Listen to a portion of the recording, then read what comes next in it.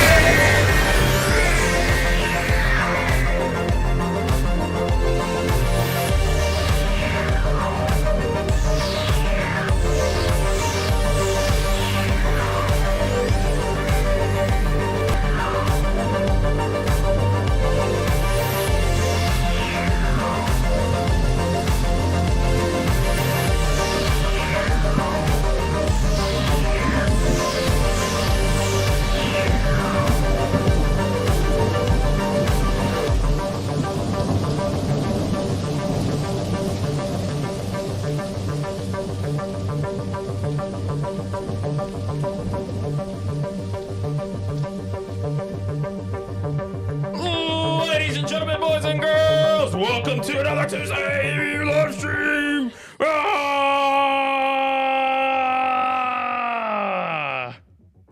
You good? I'm good. I got that out. I got pumped. That live stream intro. Holy smokes. Happy Tuesday evening, everybody. Hope you guys are having a fantastic evening right now. I mean, doesn't it feel good? I mean, don't you feel good? I don't know about y'all, but I'm hyped for some reason. That intro got me hyped. I've been watching that from Daniel. He's made some incredible stuff with the Ghostbusters theme, and we've been saving on it, working on some effects, and all day today when I was working on the sound effects, I kid you not, I was just like, can we just keep playing this? Anyways, how are you guys doing this Tuesday evening?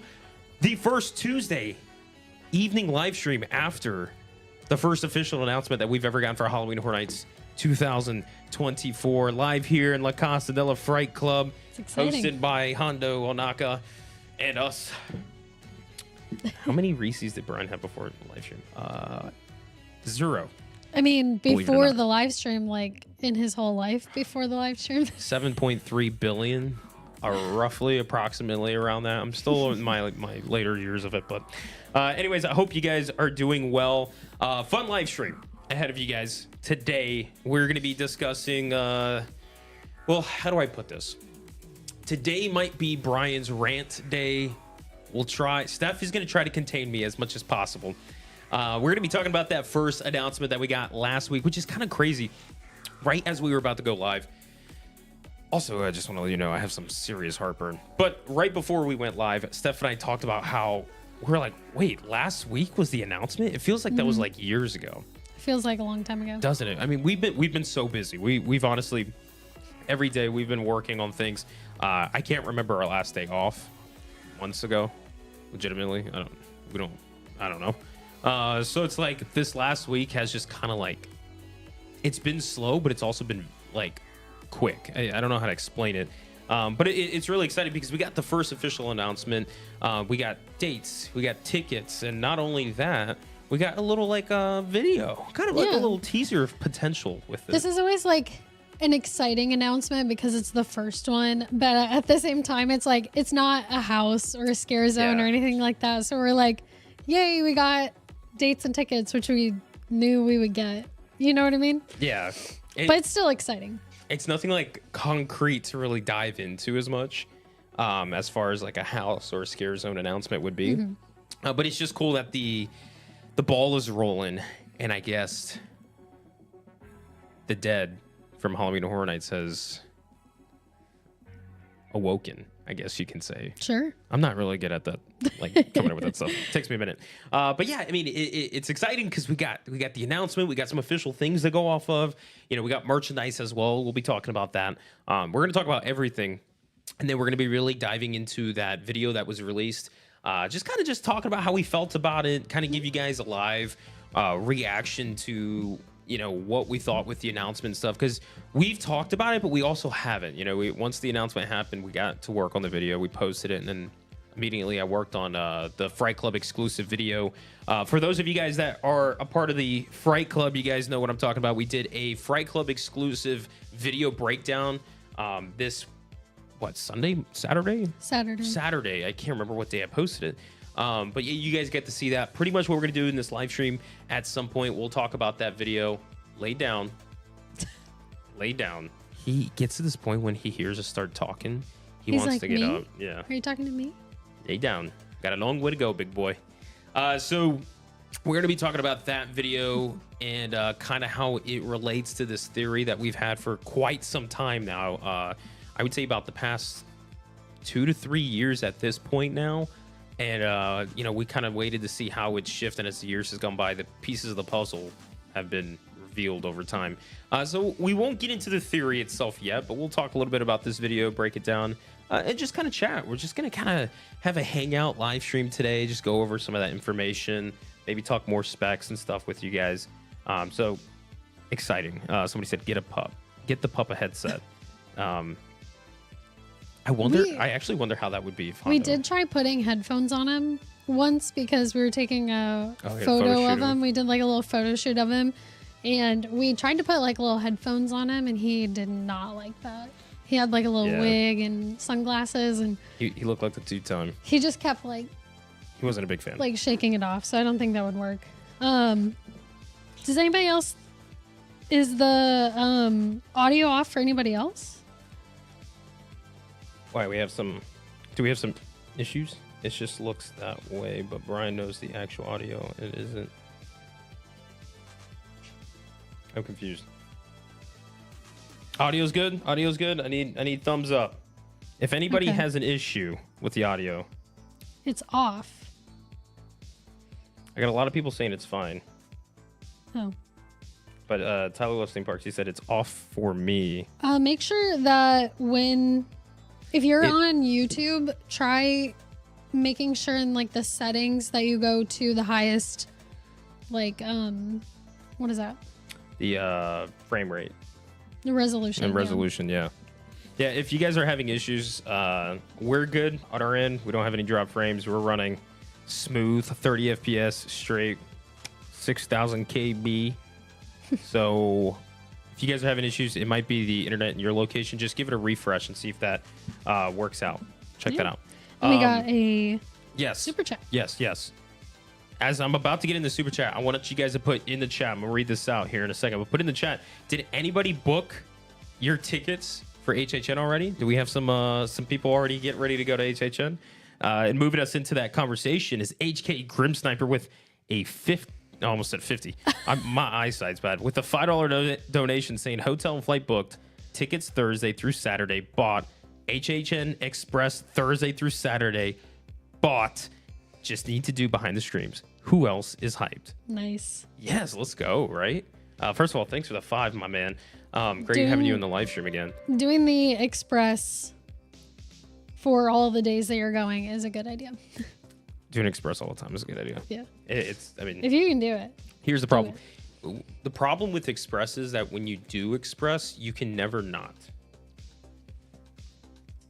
You can't go back. Yeah, you just can't. Once you spoil yourself with Express, you're gonna be in that lifestyle permanently. Yeah, we got used to doing express in Orlando, and then when we went to Hollywood, we did express for the first night, and then the second night we literally only did 3 houses, Yes. and then the rest of the night we just did the we- scare zones and the show and other stuff. But we Yeah, were and we're not waiting in those lines. We took it easy. Yeah. Second night, anyways, but we were, yeah. But anyways, I want to see who we got. I mean, I'm gonna look in the chat as much as I can today. I want to look in the chat and talk with you guys. I mean, let's see. We got people booking tonight. No way. So Chris Dustings booking tonight. Let's go. Nice. KDK booked. We got Tyler booking his behind the screams, and then Mr. Disney King said no. Waiting for frequent fear pass. Same. How many people are waiting for the frequent fear passes to be released right now? We are in that boat. We're waiting for frequent fear. I am waiting to see how badly Universal's going to stab me in the pocketbook with the prices for that. As I'm getting an update, HK Grim Sniper with a 5 gifted. Nice. HK, my man, Thank with you. 5 gifted for the Fright Club. Let's see who's joining us. Fred, Tyler, Diana, Crystal and Andrew, and Jack. Nice. Go check out that video that we just posted. Yeah, if you guys haven't seen it, give it a check. After this, maybe. Yeah. Unless you Not wanna, right now. I don't know. Unless you want to go and see it now, go see it now. But thank you so much to HK. Everybody give HK a little bit of love in the chat. And then also Tyler loves theme parks. Been a member for the Fright Club for 3 months now, saying, are you going to be doing Behind the Screams tour before HHN? Or are you going to wait to go through the houses and then do the tour? So this is going to be, I'm going to stop you. This is probably going to be one of his long rants, so we might wait. Yeah. Hold on to that thought, Tyler, because he almost got, Tyler almost got me going right then and there. I was saying, all right, that's why I was like, let's wait a second. we're diving in right now. Hold on to that thought. Let's get into see who's going to HHN. Everybody got the stuff. Who's excited? Do we have any questions in the chat? Throw some questions out there. Q&A time, and then we'll talk about the dates. I think we should get into the dates first. Then we'll talk about the tickets. Yeah. I got your attention over here, right? I'm actually just talking to you, the chat. Don't listen. let's do the dates first, because then we got to go on a rant about the dates for a bit, and then do the tickets. Yeah. And then we can get into the merch, and then wrap up with the video. Just kind of go in that row. Yeah. Do I get the approval from the boss? Sounds good. Let's start Cool. with dates. All right, we got approval. Well, go ahead. Say what you were going to say. Oh, I was just gonna say that Mr. Disney King asked if you wrote an angry letter to Universal about the start date, which we've talked about this. We talked about it in our video. We said, like, we don't love that it's starting in August. We did get a little bit of pushback for that. Yeah, let me say this. We got a couple of comments about us talking not so enthusiastically about the dates in August. Just saying, like, if you don't want to go in August, don't go in August. Let me say this. Let me just say this. I don't think people are understanding to the extent of what we're talking about. I'm looking at the big picture of Halloween Horror Nights for the next 10 years and the past 10 years. I'm not looking at it just this year. We just don't want it to get to Mickey's Not So Scary level where it's like August 1st, Halloween Horror Nights. I can't believe you even brought that up in this stream. Well, we have to compare it to something and say, like, we don't want it to get to that where, like, it's literally like the day after 4th of July and they're like, all right, Halloween Horror Nights is starting. We know that, one of the arguments was like, oh, maybe it'll like disperse the crowds a little bit more. But we've gotten more nights the last 5 years than we've ever had. They just keep adding nights and adding nights and adding nights. And the crowds are just growing every year. So it's always going to grow too. So real quick, McBain, by the way, Fright Club Legend, 7 months, wanted to drop in and say hello to Hondo, and also said, when I think Halloween, I think mid-August. Let me jump on that. When I think Halloween, I think every single day. Period. Halloween's a lifestyle. To me, Halloween is not just a holiday for fans of Halloween. Halloween's a lifestyle, right? But when I think of Halloween Horror Nights, we have the dates officially announced, August 30th, which is a Friday here in the East Coast, August 30th, and then it runs all the way to November 3rd. Right? November 3rd? Am I wrong? Second or third? No, I think second's a Saturday, third's a Sunday. Correct me if I'm wrong, guys. I should know this, but this is where you come in. When does it end? First person in chat. There you go, Javier, November 3rd. Thank you. Okay. So November 3rd. I'm okay with Horror Nights extending into November to close, depending on the day of Halloween. If Halloween is a Wednesday, Thursday, Friday, or Saturday, I'm okay with them extending into November to close out that weekend. I think it'd be weird to have one random day of Horror Nights in there and stuff. I got to collect my thoughts because I have a lot to say. So I need you to... And this is also kind of like... You have to remember, like, we're speaking from our point of view. We understand that, for some people, maybe August 30th is the only day that they could possibly go. There are people like that. Yeah, which I want to say, I'm not going to talk long. I just want to say, like, I'm happy to hear that because we want people to go to the event. We're happy you get to go. And, now I've lost my train of thought. I'm sorry. What I was saying was that we're speaking from like our perspective, and especially as locals, we have a completely different perspective than somebody who only visits for like one night or one weekend. As locals, the longer the event gets, the more by Halloween Day, we're like kind of over it. You know what I mean? And we don't want it to be that way. We want, it to be like a limited thing that feels really special. And I think if it were to go, 3-4 months, it would be kind of like Mardi Gras here, where after like 2 weekends, we're like, okay, we're done. See ya. I mean, I feel like that one week after Mardi Gras. Just because it's going on for so long. Yeah. But we, of course, understand that that's not how everybody feels, because not everybody is a local and, goes as many times as it can. They might only be able to go August 30th. And that's totally cool. We're glad that you get to go. And that's where, like, the Labor Day thing comes in. We are totally fine with them, having it start on Labor Day weekend so that those people that have a long weekend get to go. That's gonna be a busy weekend, by the way. Yeah, it always is. But we're just saying we don't want it to start creeping up like earlier past that to where it's like early August. That's my 2 cents. I don't need to say anything. You kind of hit pretty much everything I was gonna say. Okay. But I'm gonna say it anyways, but more on a rant, more with anger. Go for it. Let your anger flow through ya. Fulfill your destiny.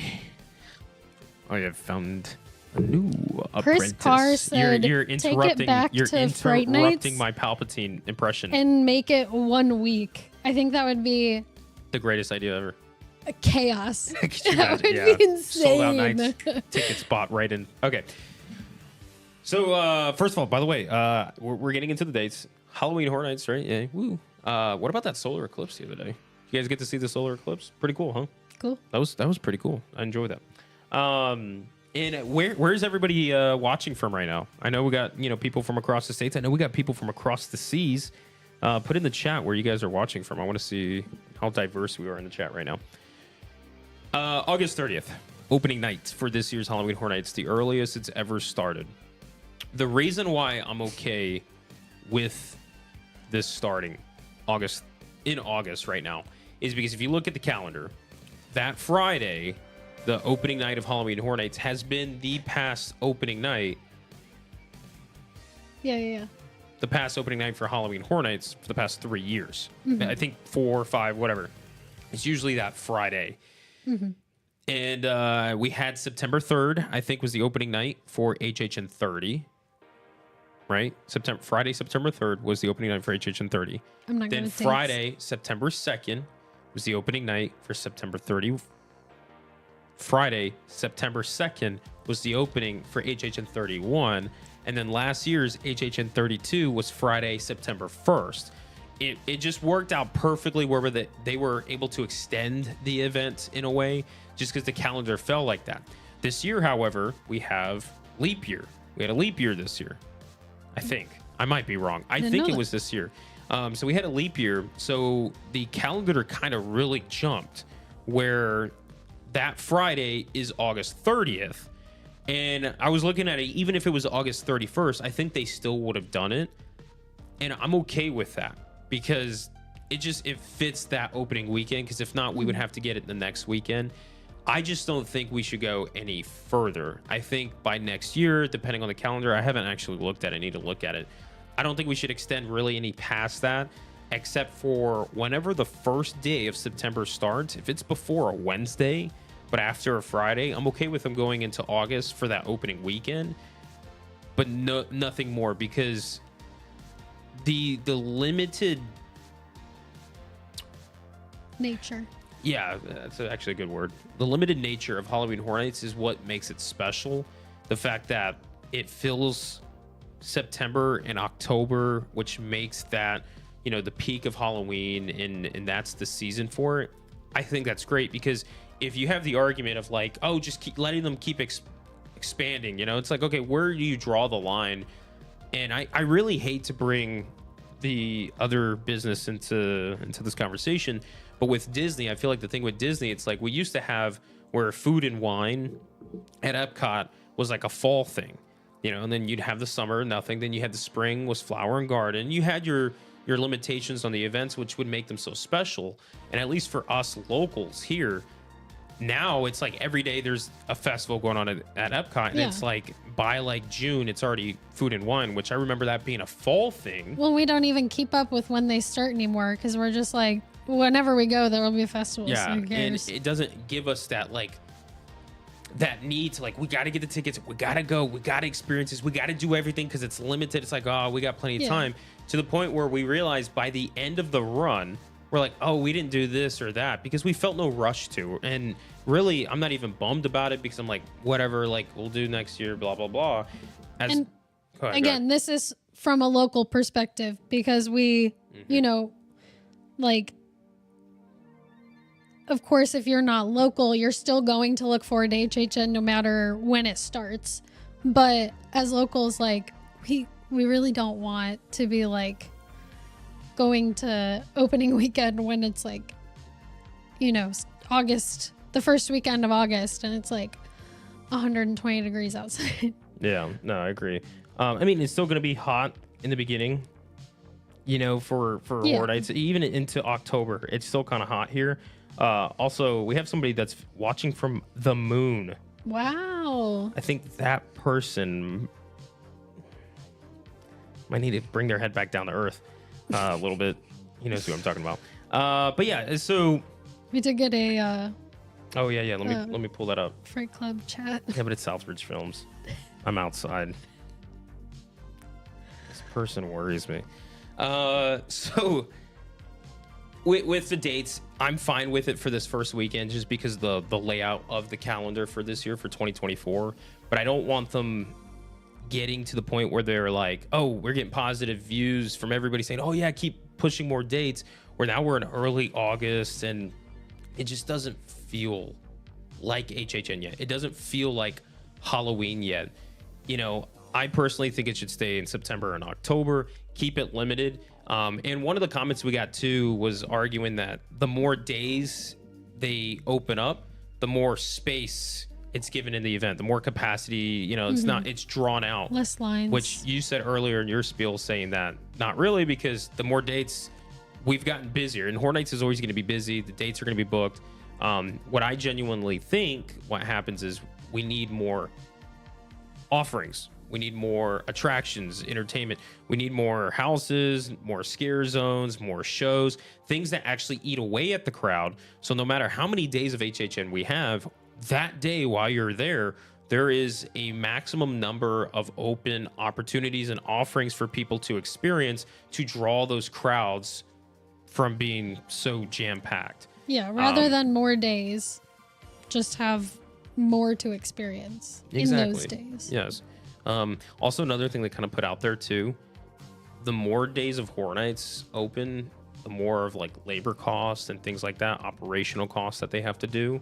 Granted, they'll make money anyways because it's another day open, but sometimes certain things start getting run down and used. And some people, like for instance, like the scare actors, like I'll speak to the scare actors on this. Like the more days and stuff, just imagine how more burnt out they'll be throughout the event if they have to work more days. Whereas if they have that same limited days, I think we're kind of in that sweet spot of just September and October, maybe the first weekend of November. We're in that sweet spot where they can really push through, get done with their entire run, but just have more offerings for the guests to experience to spread the crowds out. I think it would be the best way to go. I could say more about the dates and stuff and really get in it with you guys. But I'd love to know from you guys. We're going to be doing a lot of like questions and polls with y'all, chatting with y'all, because this live stream is really to get some. This is like, believe it or not, this is a paid sponsorship by Universal to get. No, I'm kidding. It's a survey for Universal to see what you guys think. Please let us know in the chat. Are you guys happy and excited that Halloween Horror Nights is starting in August, or do you prefer it to not exceed August? Spam in the chat 1 for August. Or yes, just say yes, I'm excited. Or say no if you don't want it to be in August. Be very careful with your answer here. You can say whatever you want. I'm taking notes. You can say what you want. Hey, freedom of speech, go for it. But just know, I'm keeping an eye. The Tylers are saying yes because you're working it, so you get more nights to work and get paid. Doesn't count. I got a couple of no's, though. See, I think this is right here. This is the best answer we've seen so far. From Mary saying no, but I understand why. Yeah. That's exactly my answer. That's how we feel too. Yeah. I understand why, but I'm not. I think the 30th is fine, but like continuing to push it, we're like. Ooh, here's a good question, Steph. This is not a question. This is a comment. But look at me. Go ahead. I'm gonna ask you like it's a question, right? Yes, I'm excited because we get earlier announcements, right?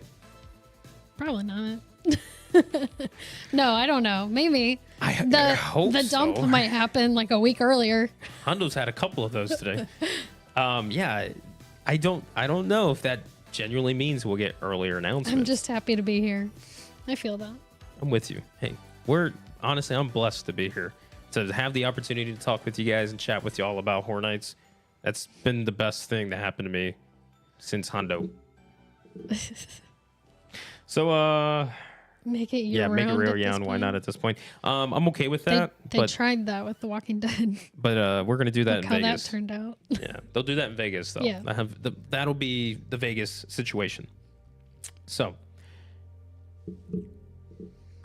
I think I'm gonna try to restrain going crazy at the beginning with the dates, because although I'm a little bothered by it, it's not that big of a deal right now. No. That is something I want to keep an eye. I would say keep an eye on that in the future. However, something later on in the stream that we're going to be getting into very shortly, that's where I'm going to need your help to make sure I stay calm. Okay.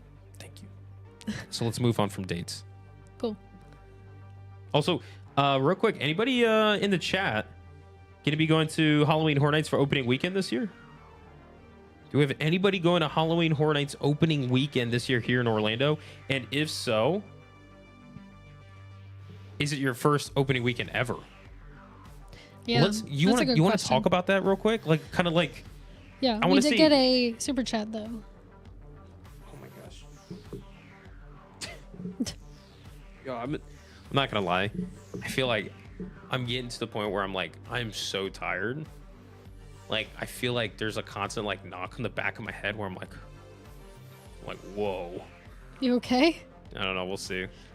Anyway. I might pass out. But anyways, go to read the super We chat did get there. a super chat from Kevin, $9.99. Thank you. $9.99. He says, big fans. We're doing our first R.I.P. tour this year after doing many years of using express passes. Last year was not great with express, it seemed. Any tips with R.I.P. tour for first timers? Can I ask you this question? And please do not do a super chat to respond stuff if you can keep an eye on Yeah. the chat too, because I want to get an answer from you. Why was Express not great for you guys last year? Yeah. Because I would argue that Express was the best that we've ever had last year. Did you go? What time of the year did you go? Give us some details. Give us some details. We like But to see I some would details. say, as far as tips for R.I.P. tour, I mean, just getting R.I.P. tour, you basically have everything handled Yeah. for you, so you don't really need tips. I prefer Express over RIP, but that's because I'm in control. Whereas for RIP, the reason why it's expensive is because you don't have to worry about being in control. You can just let it happen because Yeah. Universal is going to take care of that for you. I would say make sure you have comfortable shoes because they keep you going quick, so you're not going to be able to like sit down in between every house if you need a minute. So bring comfortable shoes. Make sure you like fill up your water or whatever whenever you get a chance. I mean, really, But like, yeah, really, they handle pretty much everything for you. I say you in an really don't have to RIP worry tour. much. What the one thing I would say is the Halloween Horror Nights RIP tour guides. They truly are like probably the best tour guides in the theme parks. These people, they know their stuff. And here's the thing too. I don't know if any of you guys know, RIP tour guides for Halloween Horror Nights, they're not just like randomly selected or given. Like these people go through like an audition process. I'm just gonna wait till she looks over here. They go through an extensive audition process. Yeah. I got asked to audition for it once, and I was like, I cannot do that. Yeah, it's not like they're just picking people randomly. Like these are people that are like good at what they do. They're meant for this role, and Universal knows that. That's why they seek it. That's why they do the process, so that these people who are paying high money to experience this, they're getting their money's worth. So what I would recommend, this is from me, okay? The one tip that I could give you is don't be afraid to ask questions. Ever. Don't be afraid to ask the tour guide questions about the event, about maybe their personal experience with the event. Get to know these people, because the more, I guess, personal that you can get with the tour guide, and not only the tour guide, with the group too. Here's something you guys may not know. Steph and I are very shy people. Yes. Also, tip your tour guides. Oh yeah, Always. Make Yes. sure you have cash to tip them. There's yes. a tip. that was gonna be the final thing. Yes, make sure you guys please tip your tour guides. Please tip them well. They do great. Please bring cash. He did respond. We went during October. Long lines in the back of the parks for the houses.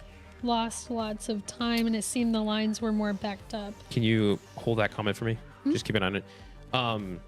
So going back real quick to what I was saying, don't be afraid to ask questions. Get to know your tour guide, because it's not like they just come on to do this. They actually work with Universal too, to some extent. Get to know them as well, because you'll realize, like, if you really want to do this again, you can request certain tour guides and stuff like that too down the road. So you might be able to build that relationship. Yeah, I was gonna say, who was the one that we got for David? David awesome. is amazing. David's awesome. They're all really good. They are. When we got David for Behind the Screams last year, I was like, this person knows their stuff. Everything. So get to know them, and on top of that, get to know the people in your group. Don't be like Steph and I. We're very shy people. We usually stick to ourselves. We really don't hang out in groups. We don't really go out and socialize and stuff. We really try to stick to ourselves, unless it's Halloween Horror Nights and you guys come up to us. Obviously, it's my job to be very social and stuff. But we're not that group conversation type of people.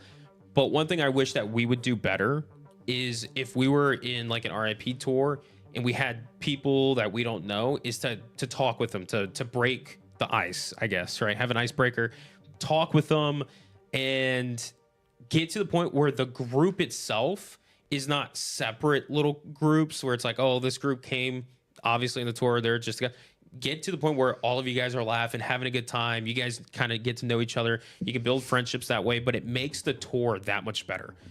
So if you get the chance, find somebody that's very social, get them out there, try to get the group together, because that's what's going to make that R.I.P. tour go from great to incredible. Yeah. That's my tip, I would say. Yeah.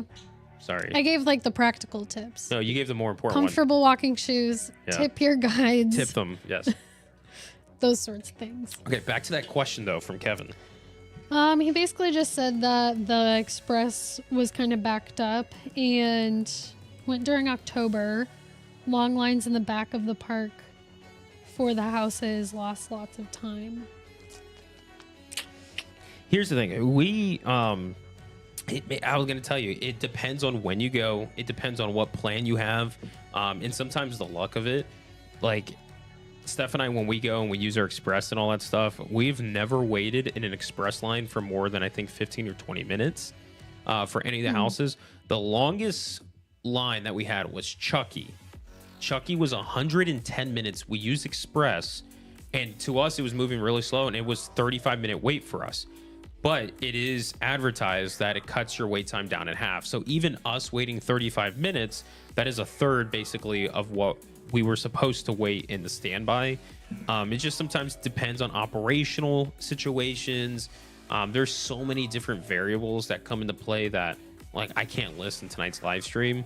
But I mean, I'm certain like, lines. Certain lines were worse too. Like Yeah. we waited quite a while for express for like The Last of Us every time we went, but then like other express lines were like super quick. So yeah, I'm just gonna say this: if you have us on like Instagram, Kevin or whatever, just send me a personal message so we can talk more, because there's just too much more details to it. But I'm glad that you're getting R.I.P. because that's something you're not gonna have to worry about. That's the great thing about R.I.P. So, and it really depends. Like, how many times do you guys go to Halloween Horror Nights? You guys go for a day, 10 days, 20 days? We go, for the entire run. So there's no need for us to get R.I.P. We do express. We'll do a couple houses here and there. It just depends on everybody's style. So, but anyways, should we move on into the ticket conversation? Or actually, we were talking opening weekend. Oh yeah. Yeah, we were talking. Hold on, let me go up. We'll be there. Let me see. We got a couple people going opening weekend. We're of course You talk about that. we plan to be there. Yeah, go ahead. Don't awaken the beast. Oh, watch where you're walking too. She just ran into something. Okay. Yeah. So we got a couple people going to opening weekend. Trying to see if anybody's going opening weekend for the first time ever. See, I see a couple people actually. I'm just gonna say this from our experience with the opening weekend. It's an incredible experience. It really is. It's fun. it's like, it's the excitement, you know, it's something we've been building up for months and months, and we're finally there. Everybody's there together at the talks. Like, okay. And it's not like we already know. How do I put this? There is an experience on opening weekend that you can't get any time at all during the event. It's what makes opening weekend special. It's the first time for everybody. It's an experience that everybody's having for the first time. So just to kind of share a personal experience from us, you know, we go do a house, like before the event starts, we've run into a couple of friends and some viewers of the channel. And if you ever see us, of course, stop to say hi to us. We love to chat with you guys. But when we see y'all, we say, hey, blah, blah, blah, you know, cool, enjoy the event. We go do a house, they'll go do a house. And at some point through that night, we'll run back into them and we'll usually do a quick question of like, you know, like, oh, what do you think so far? What have you done? And they'll say, we did this, this is what we thought. And we're over here saying, oh, that's so cool. We've only done these, and vice versa. So it's like kind of sharing our experiences and thoughts, what we did about certain houses that either we've done together or either houses we haven't experienced yet. It's kind of cool to kind of get that feedback, because that weekend really is a big weekend for feedback from people. Like, oh, you know, was everything the way you thought it was going to be? You know, was it better? Was it worse? What could be worked on? So it's a really exciting time, because you can't get that really any other time. That's usually opening weekend. The downfall with opening weekend is that it is opening weekend. It's going to be busy. Operations usually slow. For some reason, Halloween Horror Nights operation that night, it's not caught up to speed. Obviously, this is the first time everybody's kind of put into the trenches, you know, and we're getting high guest volume. You know, it's not like it's a slow opening weekend and we get to test it out. It's like capacity, sold out tickets, and it's go, go, go, go. I would say we've said this on the channel before and to people in person, and this kind of goes off of Tiki the Parrot asked, I don't know if someone already asked this, but is HHN not worth going opening weekend when it comes to the crowds? And the way that we feel is, if it is your only time to go, if that's your only weekend for the whole run, what? I mean, if that's still your only weekend to go, it's like, go. No. I'm saying if you're only going one weekend, we wouldn't choose that one. Only pick one weekend. We personally wouldn't choose that one, and not even necessarily because of the crowds, but more so because the crowds pretty much stay the same, but more so because like they just don't have everything ironed out yet. The first weekend, you know, the houses, the scare actors haven't gotten a good feel for their scares yet. It's often, you know, just not at the highest like quality first weekend. They're still figuring out lines and logistics for things, and operational operational stuff isn't fully ironed out. So if you only can choose one weekend to go, we wouldn't say choose opening weekend to go. But if you have maybe 2 weekends, then do like, and you really want to go opening weekend, and then a little bit later in the event. All I'm going to say is opening weekend shouldn't be on the top of your priority list as far as when to go, unless you're trying to knock things off of your bucket list. I definitely recommend opening weekend being an experience that you knock off at some point in your HHN lifetime. But if you're just only able to go one weekend and you have to pick which weekend, I wouldn't suggest opening weekend. Coming from experience from Stephanie and me, we both can say that as former scare actors, my scare is not the scare that I use on opening weekend. It evolves to what works much better. So if you're really wanting to get like, what is that full experience from the houses, I recommend going later in the run. And opening weekend is the first time the scare actors are doing their scares with guests in the house. Let me put it this way. When we do opening weekend and we give you guys, okay, what's our ranking in our houses? By October, that ranking is completely changed. Our thoughts and things have changed because scare actors have tuned things, operational has tuned things, things are different, and even the houses are different. So for instance, I'm gonna bring up a house that comes to mind right away. Universal Classic Monsters Legends Collide. Opening weekend Legends Collide was a different house than October Legends Collide. Sometimes they change. Oh yeah, go ahead. Yeah, no, go ahead. I'll let you say it. Sometimes they change scares completely because they're getting feedback like this wasn't great, or we really would have rather seen this, or we need more even of that. the makeup or the costume people go through the houses and are like, that does not look good. So they'll change it. And then by like the end of September, Oh, I love Halloween Horror Nights. then by I like get so excited. then by like mid to late September, everything is like perfected. It's polished. The first weekend is kind of like the dress rehearsal. So if yeah. you want to see the dress rehearsal, then go that weekend. But if you'd rather have something that's a little bit more complete, go later. The opening weekend experience, like I said, go to knock it off your bucket list of things to do with Halloween Horror Nights. It's an experience because you get to be that front line of HHN fans that got to experience it for the first time. And this is a time to see HHN fans. Like, and this is one thing I do a lot when I go to the event. My favorite thing about Halloween Horror Nights is the atmosphere. It's the overall look and everything running. There's a lot of times where I'll stop off to the side and I look at guests walking by. I see how they react. I see their faces. Are they talking? Are they excited? Especially after a house. If you ever get a chance to, when you walk out of a house, turn around and look at the guests walking out of the house behind you. Look at their reactions, see their faces, see what's working and stuff. Also in the scare zones, the food, everything goes in. There's so many different variables. Yeah. And no, you can. I mean, if you can talk, go ahead. Okay. Basically what I'm just gonna say, I don't want to go too much longer, is if you get the chance to knock it off your bucket list down the road, do so. It wouldn't be my priority. It's more so an experience from the fans' perspective than to get the best from the event. If you want the best from the event, go later on. Yeah.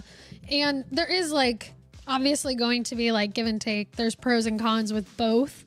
Someone was saying, sorry, I lost the comment, but someone was saying that like certain things were sold out by the middle to end of the event.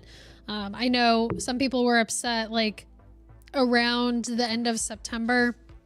The what were those called? The Last of Us little like cans.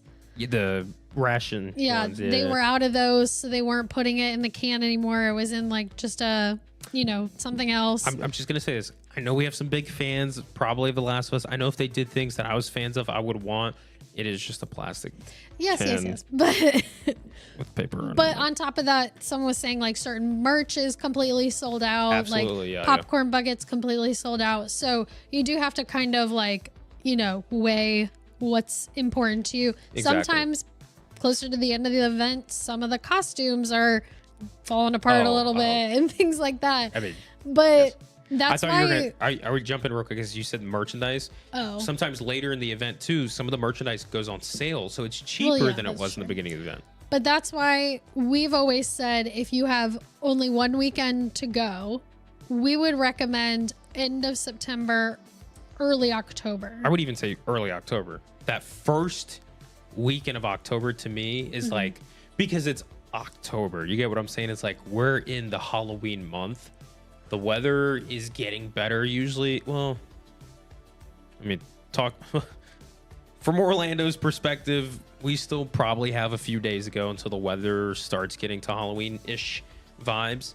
But this is when things are polished. It feels like it's Halloween. And it's really more so like radio stations are playing Halloween music. All the retailers around the area have Halloween decorations. The houses are decorated as Halloween. So when we're getting ready and we're going to Universal during October for HHN, you see all the Halloween decorations up. We have Halloween music playing in the car. Other people are playing Halloween music in the car and stuff. So it's like, it feels right. Whereas me here in April, I'm rocking around with Halloween Horror Nights music and Halloween music driving down the street. And other people are playing whatever regular stuff. It just doesn't feel like everybody's on the same page yet. So like, that's why October, it's just, everything's right. It just flows better. So that's why I recommend that first weekend of October. Yeah. You're the best. I'm so excited for HHN. Just thinking of like walking through the houses. And that's one thing that I'm just going to go just a little side quest here. Won't be too long. Here we go. It won't be long. I promise. No more than 30 seconds. You made a comment saying how the makeup artist will go through the house. That, I mean, it's incredible. Like, you have the team that's sitting there working. Of course, they want to go through the house and experience it too. But they don't just go through and be like, cool, yay, okay, back to work. Like, they go through and they also look at things. When a character moves and does a certain thing, how does the lighting reflect off of them, and what angles are they getting from the guest perspective. Sometimes it gives them different perspectives that they haven't seen before. They enhance and try to perfect it. It's just something I got to tip my cap to for HHN. It's just what shows people's passion for the event. That wasn't as bad as I thought it was gonna be. Yeah, I told you there's one thing coming up that I'm gonna be going off. That's when I'm gonna look at you and say, help. Which we talked about tickets, so let's get into it. Or did we talk about tickets? Let's get into it. Okay, go ahead. You want me to listen up, buckos. This is it. Buckos. All right. Also, want to say, if you guys are watching right now, I mean, we have over 180 people watching. Shout out to you guys. 191. Oh my gosh, I did not expect to have this many people.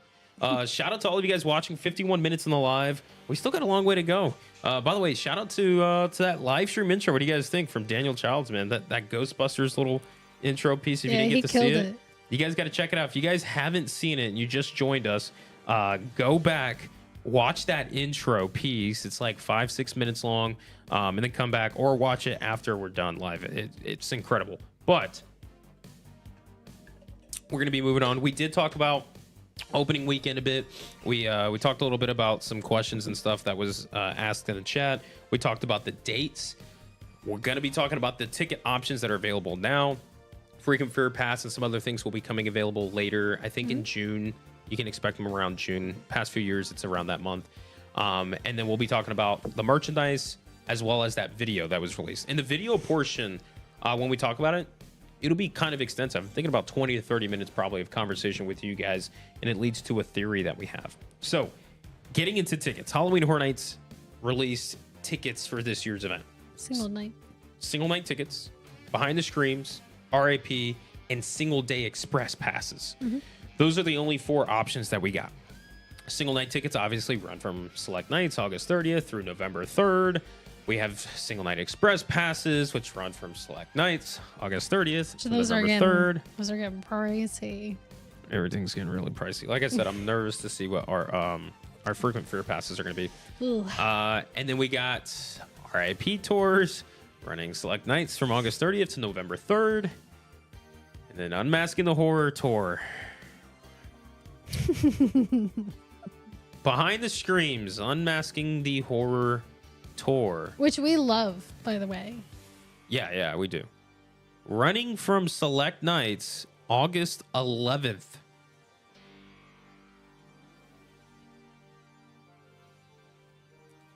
Let me get a quick swig. August 11th.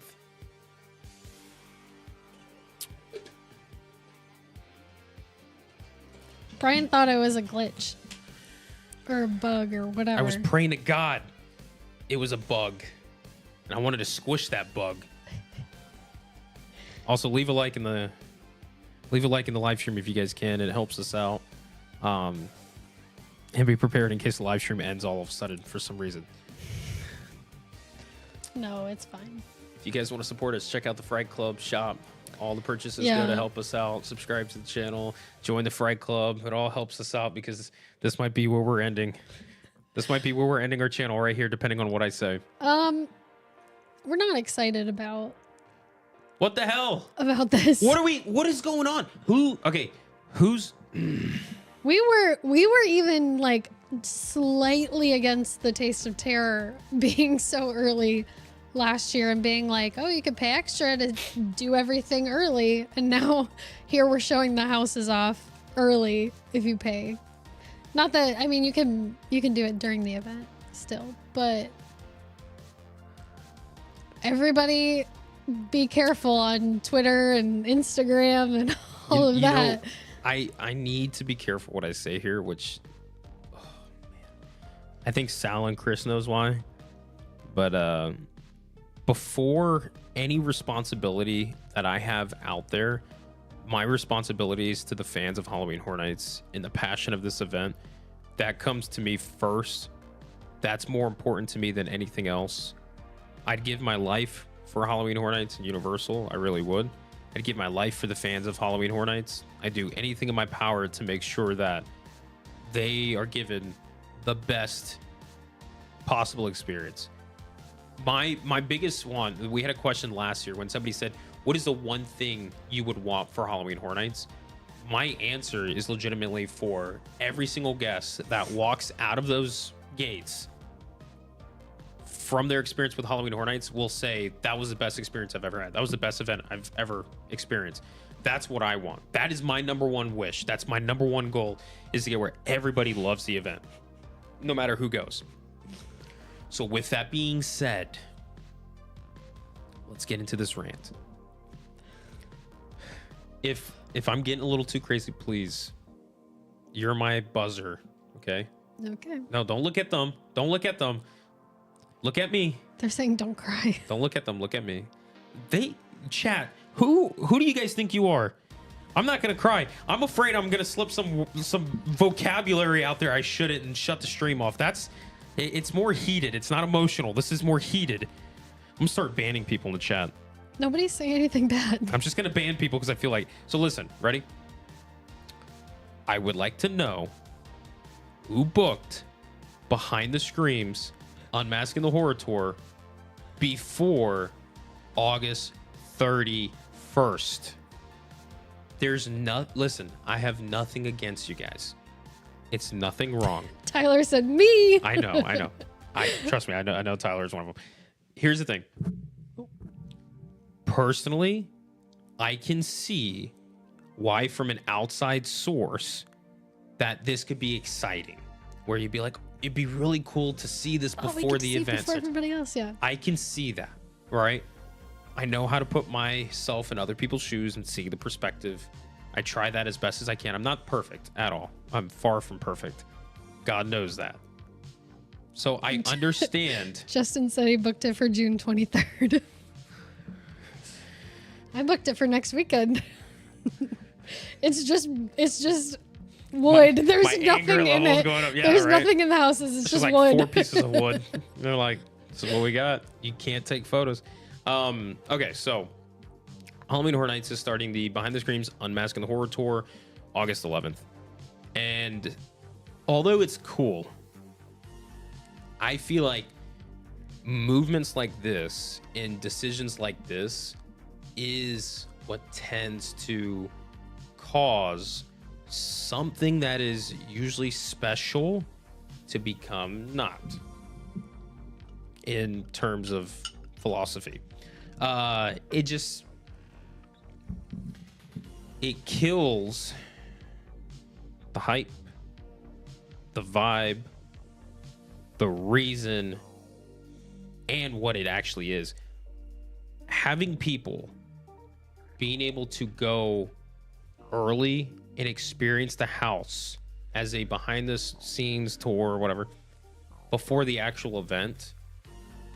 All I am hoping is that whoever gets to go, or whoever buys the ticket to go early before opening night, they bring everybody into the tour and they say, okay, we're doing the tour, no photos.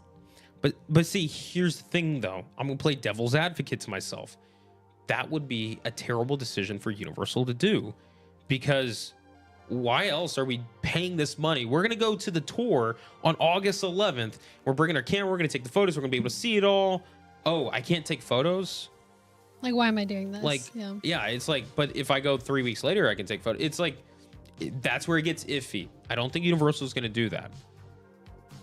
They technically can say no photos. It is backstage. They technically can, but because they do that in the Behind the Screams tours in certain rooms. They'll say photos up or photos down, depending on the rooms. So they could technically say it's all photos down, but yeah, then you get into where it's iffy, where like people are paying the same price one day versus another day, not getting to take pictures. I'm going to say this too. In the past, there are, the tour guys are, like I said, fan freaking tastic. But these tour groups usually have up to 10 people, right? One person cannot oversee 10 people at a time efficiently enough to keep eyes on them to make sure they don't take photos 24/7. Because when you're walking through the house, you guys know how the house hallways are. You know, you basically sometimes you can only go 1 by 1, if not 2 by 2. So you have the tour guide and everybody's going through. You know how easy it is for somebody to pull something out real quick, get a photo, and put it back without anybody seeing. There obviously, even if they say no photos, there's going to be leaks. You know, things and decisions like this open the door for leaks and stuff. But I'm not even going to call them leaks because Horror Nights is opening the door for people to do this. It's not a leak. It's not a leak. My thing is, we just had a conversation about opening weekend. What made opening weekend special is the fact that everybody's experiencing something for the first time. Everybody's there for the first time. Did you see that? Did you say, oh my gosh, this and that? That vibe of opening weekend, that excitement for everybody experiencing, that's going to be gone. So that is going to be a thing of the past because of this. Here's the best example I can think of, because I did see Southridge said, I'm not concerned about it. The main thing you're missing from a Lights on tour are like the context, the tone, the atmosphere, you know, the lighting, the sounds, all that, which I agree. However, like Brian was saying, you know, you have like opening weekend, we're going through the houses, and after like a little bit later in the night or the second day of the event, we're seeing people and they're like, did you go through Dueling Dragons? Did you see the dragons? That was a room that was photos up. So somebody could post that photo, and then, you know, when you go into that room of the house, it's no longer a surprise. It's no longer like, oh my God, it's, yeah, I saw a photo of this. I'm honestly really trying to like, okay, so just a fun little fact for you guys. When we got that announcement, that official announcement last week, you can ask Stephanie this if you guys like. When we got that official announcement last week, I was heated up for the first hour. We couldn't sit down and film because I was just like, I was really like angry. I really was, because of that thing. Because I was like, I hope that's a bug, but if it's not, I'm like, yeah, I'm gonna be really upset. I went on August 11th. I went to purchase a ticket, and it said that if I click confirm, it was gonna purchase a ticket. I'm like, this is not a bug. Like, this is actually going through and it's processing payments, which means either A, they're gonna have to refund a lot of people, or B, they're going with this. I was, how disappointed was I that day for the first hour until I finally calmed down to do a video. I mean, I genuinely think it takes the surprise of the event away. It takes that limited run as things go. You guys know how social media is. Actually, you know what? I think I made a comment about this. The best way for me to explain this is like, imagine a big blockbuster movie is coming out. People are so excited to see this movie. People have been anticipating, speculating, all this kind of stuff. And 3 weeks before the movie goes public to the world, you get a select group of people that get to experience it first. I'm totally fine with that. I think that's so cool. And I'm happy for those people because it's a special feeling. It's like, cool, you know, we get to feel like a very limited select group of people. It's awesome. It really is. However, though, imagine if that group then turns around, and as you go on social media, I've done this so many times. I know you guys have experienced it too. You go on social media, you swipe, and boom, there it is. No warning. Yeah. There is a photo. There's a leak. So it's like somebody watching that movie coming up to you and being like, hey, guess what? I just saw this movie and stuff. You're like, oh, cool. Don't tell me like so-and-so died. This is what happens. And you're like, what the hell? Yeah. That's what this move feels like to me. I don't think it's man, like I said, I gotta be careful what I say, but my loyalty is to the fans. I think there are better decisions that could be made than this decision. I agree with Jay. Jay said it would be different if they were like critics or media or whatever that get to preview the houses. We have that with, and I know you're like, but we have that with like movies. Like you have. That's what I was just saying. Yeah. Like you have reviewers that see the movies like a week, 2 weeks in advance to like build up hype. But most of them are like courteous enough to do spoiler-free reviews. They don't post photos or videos, obviously, and they also don't spoil anything about the movie. However, we know that that's not going to happen. We know that there are media outlets that are going to post photos inside the houses. It's going to happen. And I'm going to say this too. If you're one of those people that goes on this tour, and photos are allowed and you post it, I'm not gonna look at you and look down at you and judge you because it's allowed. Like, do it. Like, I would say, like, if you're allowed to do it, do it. There's nothing holding you back, you know, like, you're allowed to do it. Don't sit there and be like, Brian said I shouldn't be doing, like, go for it. Like, you're allowed to do it. Absolutely. You can do what you want with your money. I just don't think that this is the right move for Halloween Horror Nights in the long run. Like I said, I look at the next 10 years. I'm not looking at the next 4 months. 10 years is on my mind because Halloween Horror Nights is forever. HHN's forever, right? It's been running for 33 plus years. It's going to be running hopefully for another 33 plus years. I'd love to see it down the road. So I look at it and I know Universal's trying to find ways to expand. Universal's trying to find, not only ways to make more money, but other, like, to give different offerings and stuff. And, like, I tip my cap to that. Like, it's incredible to see a company that keeps trying to give more offerings, do more things, evolve. It's great. I just don't think this was a decision for it. And I'm not asking anybody to do anything because that'd be very wrong of me. And I know Universal won't be happy with me, but it's like the way that you vote is with your wallet when it comes to these things. So I genuinely think, like, if you get a chance to do it, do it. Don't hold back. This might be people's only chance to be able to do it. Who knows? Like, playing devil's advocate, this may be a chance for somebody to do the Unmasking the Horror Tour before the event starts, see it, and be like, I really want to do this. I'll buy my ticket. And that might be their way to punch a ticket, to even see if it's like, some people are timid. I mean, that's how my mom or my parents come down every single year around that period of time. Whenever around now, Halloween. during that. And we always do the Behind the Scream tour with them because my mom does not go at night. She doesn't want to do HHN at night, but she likes seeing the houses with the lights on and everything. So we do the Behind the Screams tour with all the lights on. And I know that, some people might prefer that than going to the event itself, but that's why they have it anyway. And that's why they do it during the day, obviously. So, like, anybody could do that during the event. It doesn't have to be like weeks before the event starts. Here's we got over 190 people. Shout out to you guys. Thanks for watching us on this Tuesday evening. Glad to have you guys on board. Seriously. And we still have a lot more to talk about, still more to get into. We're just kind of discussing the rant about Behind the Scream starting early on August 11th.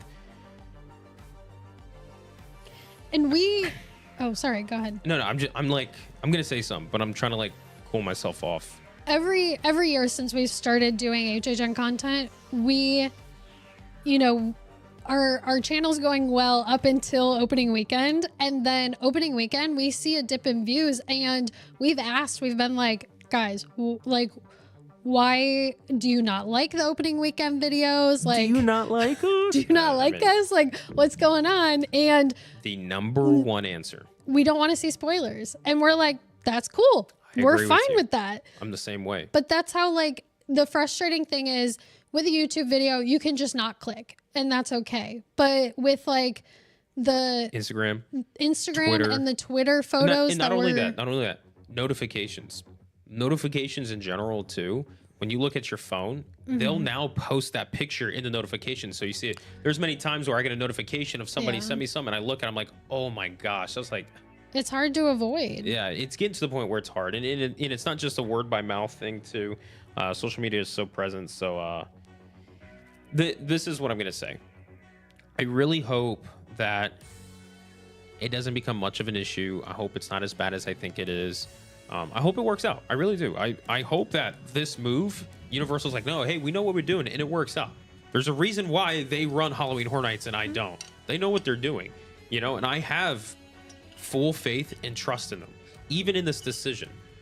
I'm just worried, and I'm a skeptic, so I just look at it, I'm like, I hope it's with the best intentions for the future of Horror Nights, for the future of the fan base. It just makes me worried that they would have this available as early as August 11th before the event. And then they also made a statement. Can somebody quote me on what that statement was? I don't know the exact statement, but I think it had something to do with the statement was about let me see, I don't know where it is, but The statement was about like, you know, for people who are dying to see the event, they can have an early access to the behind the screams Unmasking the Horror Tour to see it early. It's like, why? It's like, I mean, like, to be honest, like Universal, like, yeah, I'm dying to see the event, but I'll wait till it starts. Hey, I'll wait. Please cook in the kitchen, man. Make something good for us. Announcement season speculations. Give us those videos. Give us that. I'll wait for opening night to experience it in person like everybody else. But don't give that opportunity for people to experience it in a way like that. Like, for instance, Taste of Terror last year. I'm not going to make this any longer. Taste of Terror, I wasn't the biggest fan of it. But, like, something like that is fine to an extent. Because it's like, it's just food. It's exciting to see the food. People get that. We already have the menus, so it's not like... Yeah, like, I'm okay with that. The one thing I was against was the price. The price to me was way too expensive for that. And Universal knew it. They brought the price down. Like, they knew it was. That's the great thing about Universal that I love, is that they actually listen to their fan base. They listen to the people. They make adjustments. It's great, you know? So I was okay with the Taste of Terror thing happening. Like, cool. If they just brought the price down, like if they literally brought the price down to what I personally thought, like, yeah, I think that's good. We would have done it last year. We didn't do it last year because it was just like, that's just too expensive. Like, we're going to do the food at the event anyways. So it's like, I'm not going to put that money down for it. However, the Unmasking the Horror Tour like this, to me, it's kind of like, Then let's bring up the question. We haven't talked about this yet. Logistics. Doing an Unmasking the Horror Tour by August 11th means we have to have all the announcements, majority of the announcements, by August 11th. So, like, we don't have to have the scare zones. Obviously, we don't have to have the shows. And there's usually, like, one house that we don't have. But by then, usually that house has always been announced beforehand. So all the announcements have to be done. The second thing is, from our past experiences, the night before Halloween Horror Nights opens, sometimes the houses are still being worked on. There are plenty of times when we go in there, and this is my first time getting into the house. I'm in costume. I'm seeing where my boo hole is. I'm getting tuned. And they're like, hey, be careful. We're still working on this wall. And there's literally a maintenance guy, tech guy, you know, drilling nails and stuff in the wall. They're testing and like, hey, don't stand on the stage. It's not ready and stuff. I'm like, what? What do you mean? And we're going live in 2 days. I'm like, okay, cool. You know, because everything is down to the wire. You know, they got so much they're working on. So that means all of that is going to have to be ready for guest operation by August 11th. Yeah. Also, yes, it is only the 3-house tour starting August 11th. It's not the 6-house tour. Yes. So those 3 houses will have to be announced. So I'm nervous about it.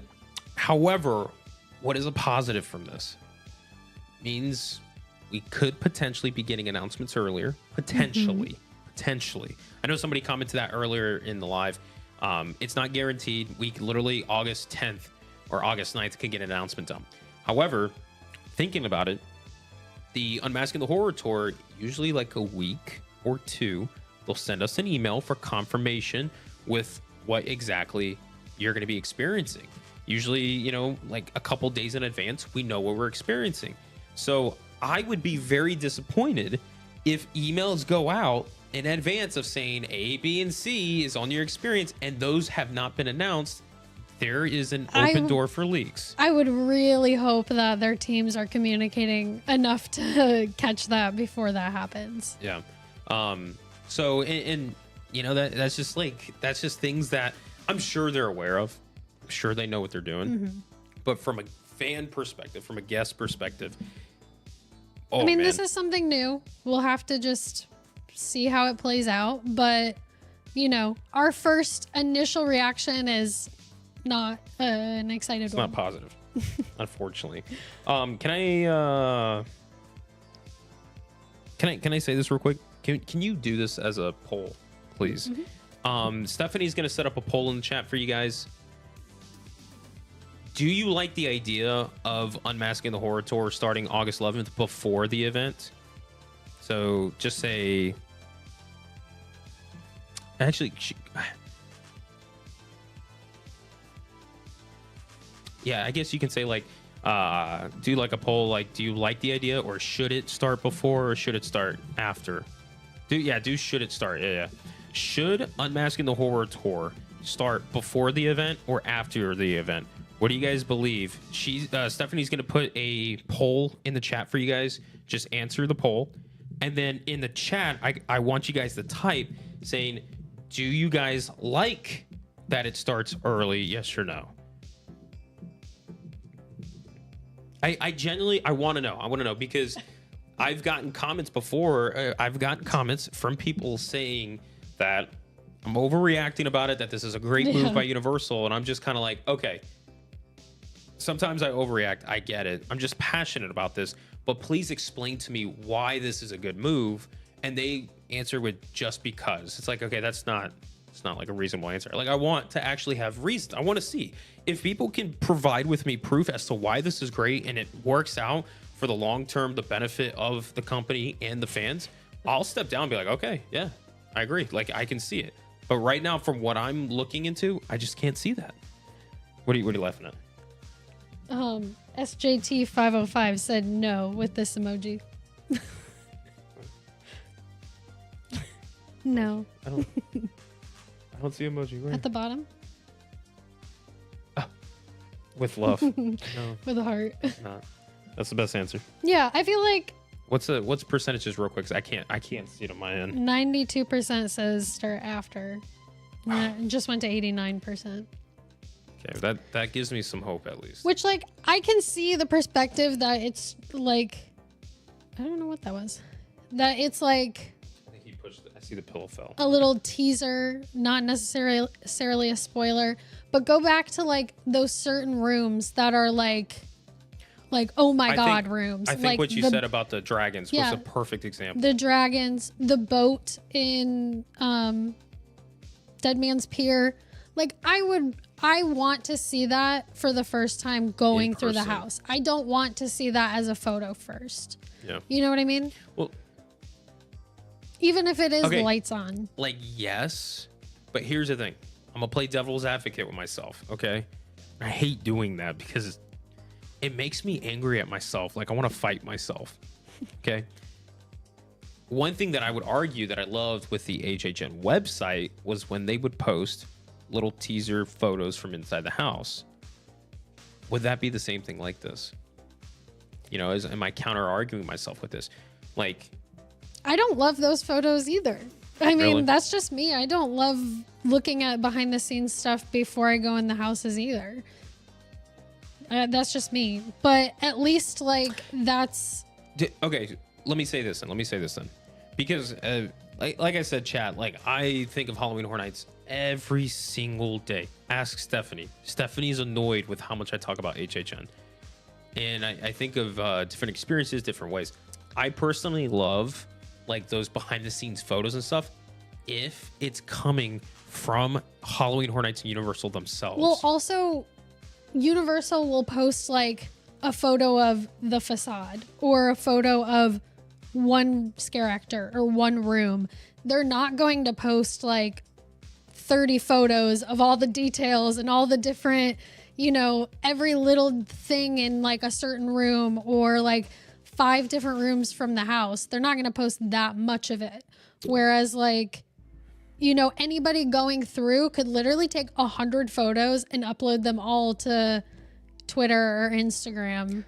So I don't think I've ever told the public this. This is okay. All right. Hear me out, y'all. Hear me out.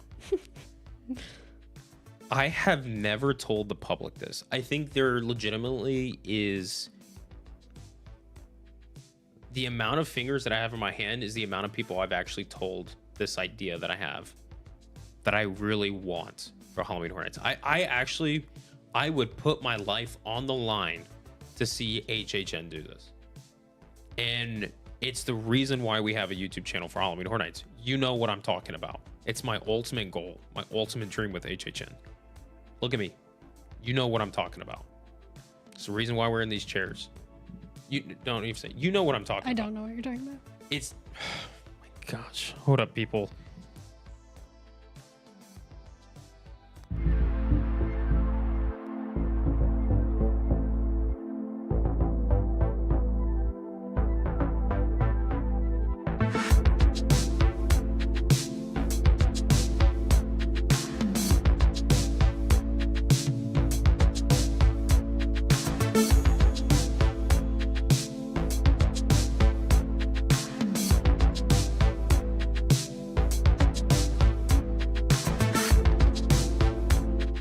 Okay, we're back. Anyway, we're back. I think that we've been talking about this for a long time. And we're gonna keep. Should move on. No, it's. I mean, we're an hour and 21 minutes into live. I think we got another 2 hours left under our belt.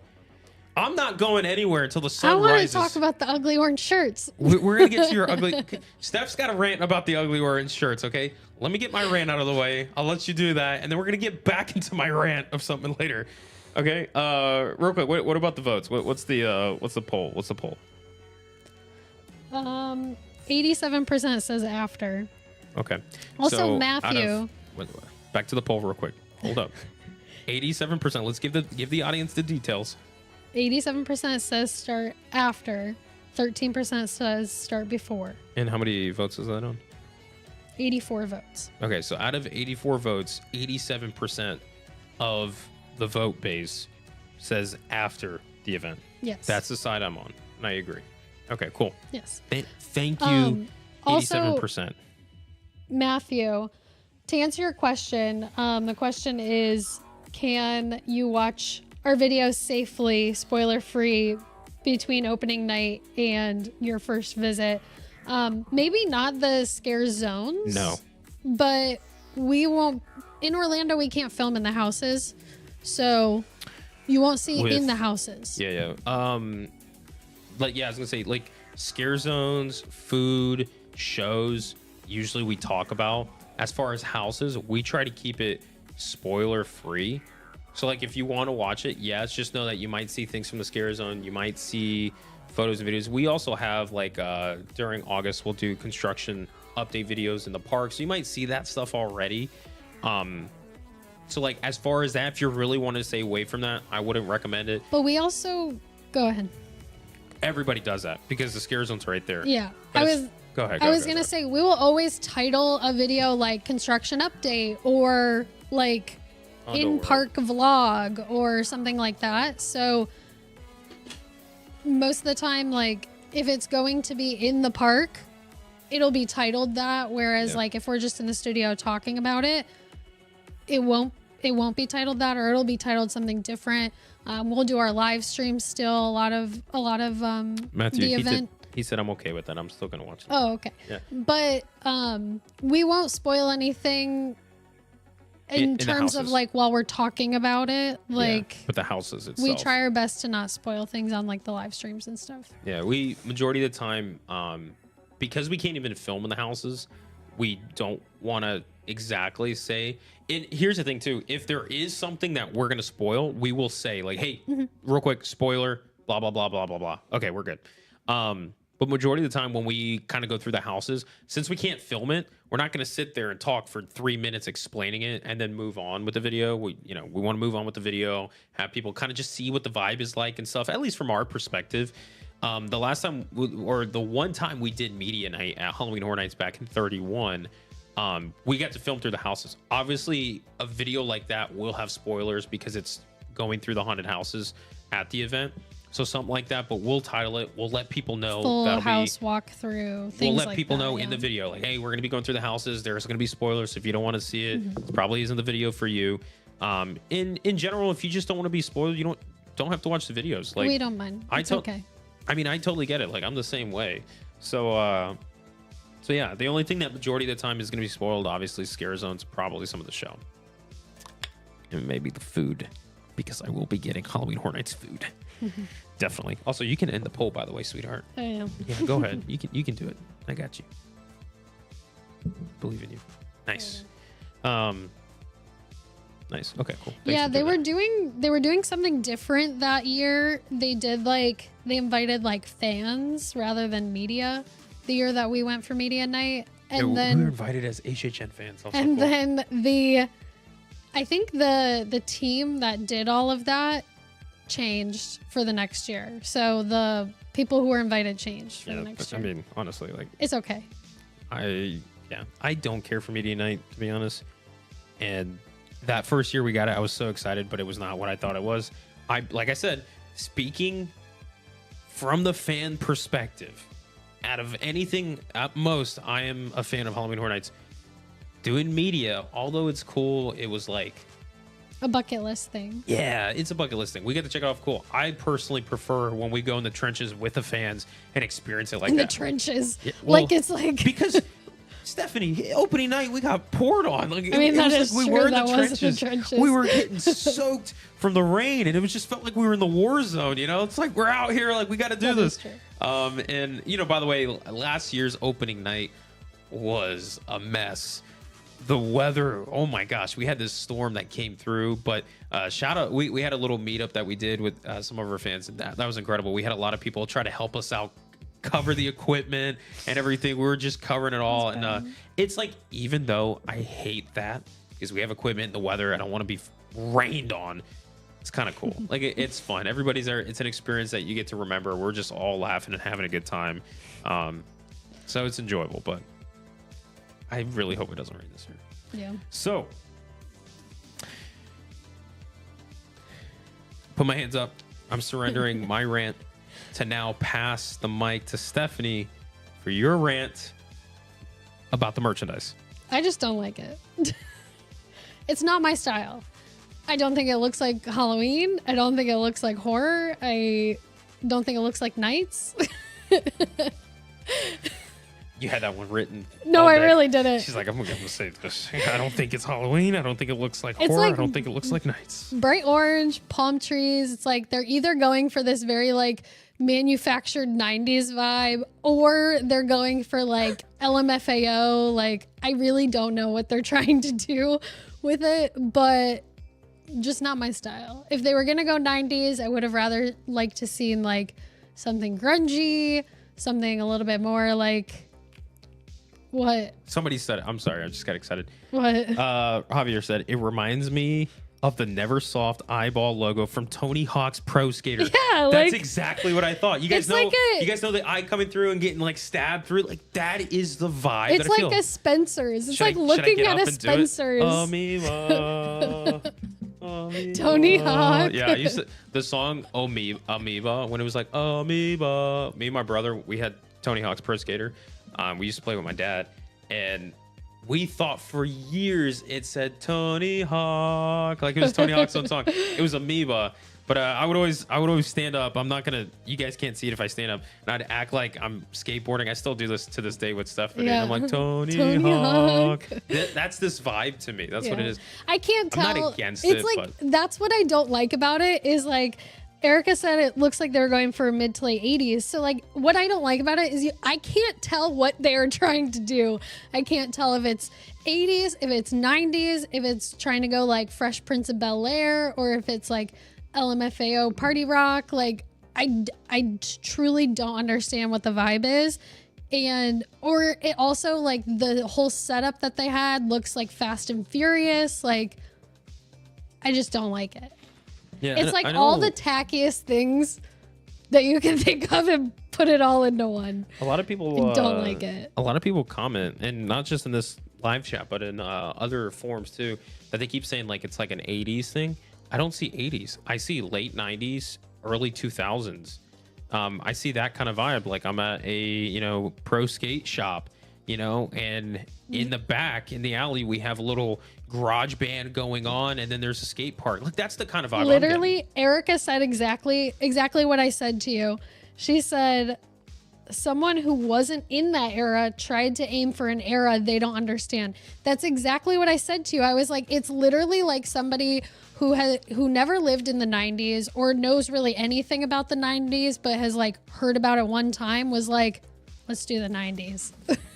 Let's do. Hey, I have this idea. And that's what they made it look like. Yeah, and I know like even Erica said late 80s, mid 90s punk. Yeah, like that was involved in that era. But I grew up in Miami, and in Miami in the late like 90s, 2000s, a lot of the kids would wear this style. We had like the baggy shirts with the tacky colored stuff, like the punk and all. We used to listen, like I said, Amoeba, that kind of stuff. Tony Hawk, Pro Skater. That was a lot of the things, the baggy cargo pants and stuff. Like if they're gonna go 90s, I love it. I would love a 90s year. I am a 90s kid. I love the 90s. But you're a 90s kid. But it's not 90s. Like to me, especially if you're going to be doing something for a horror Halloween event, I would rather see grunge. I would rather see like what? I mean, I'm letting Am I you missing talk. I'm not something? interrupting. No. I just want to say this person, Nick E, said nothing that has to do with Halloween Horror Nights, but I want to give you quote of the day. Wanna Do City? Remember Wanna Do City? Shout out to the early 90s or the late 90s, early 2000s Soul Focus. Yes, I do. I loved Wanna Do City as a kid. That's for another life. That's another channel. But yeah, thanks for just bringing back a memory. Holy smokes, Wanna Do City. Also, did I buy an orange shirt for funsies? No. I will not be buying that shirt. I'm sorry. I may buy it at the end of the event when it's like $2. Yeah, I agree with Joe. We need more heavy metal back at HHN. Yeah. I agree. I think like, okay, here's the one thing I want to say with the design. I'm not against it. I personally like the design. I would have loved the design on a black shirt.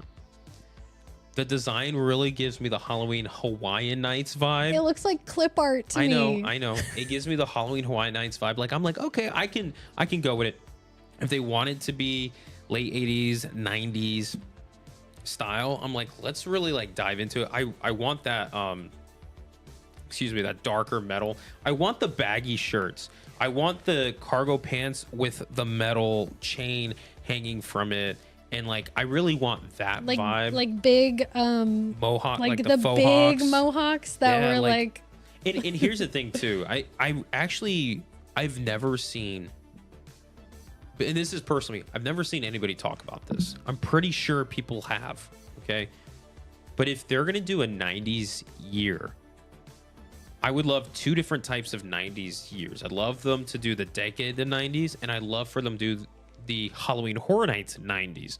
What Halloween Horror Nights was like in the 90s, because that's when it started. It'd be cool to kind of see what it used to look like, the costumes, the vibes. I really picture like a 90s like Halloween Horror Nights park being chain link fences everywhere, that tacky chainsaw behind the chain fence wearing a coming shirt around. from 91. Yeah, no, is that the 91, Fright Nights. I was gonna say that's not Horror Nights, it's Fright Nights, but it's the same thing.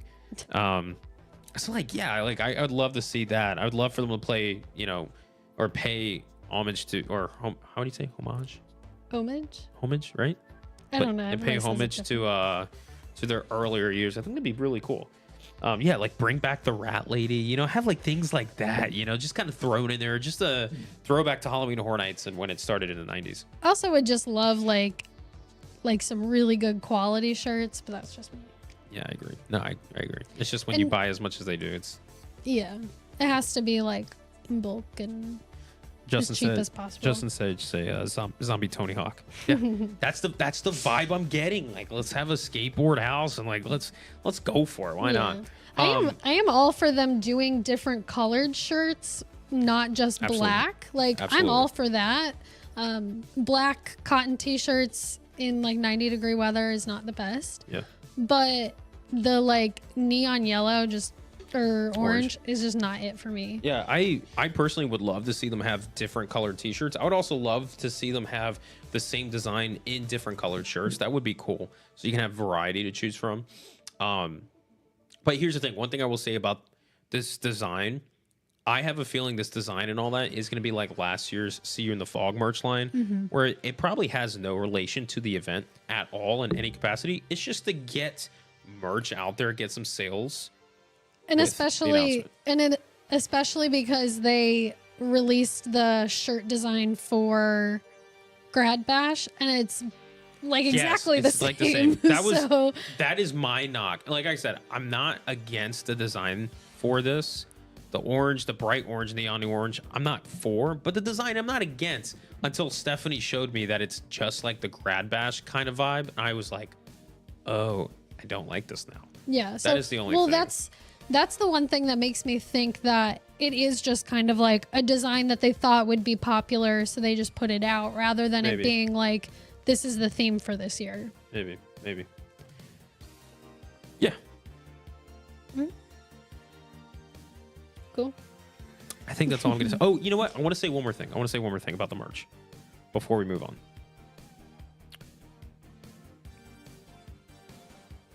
The tumbler is cool. Yeah. The shirt is like any other shirt. The hat. Why is it that this hat for this year? Why does it feel so cheap? The hat? Yes. Do you guys know what I'm talking about? I think they've all felt like that. No, there's no way. I picked one of the hats up and I felt like it was paperweight. Like it was just like, I was like, what? I was like, why is this so light? Paperweight. No, it's like it weighs like I was paper. like 10 pounds? No, I know. It was so light. I'm so sure. 10 pounds it's nothing to me. I'm not Okay. like, 10 pounds, you know. For a hat? You know, it helps with the neck support. Anyways, yeah, it just like, it's like foam front. Yeah, I'm not the biggest fan of that.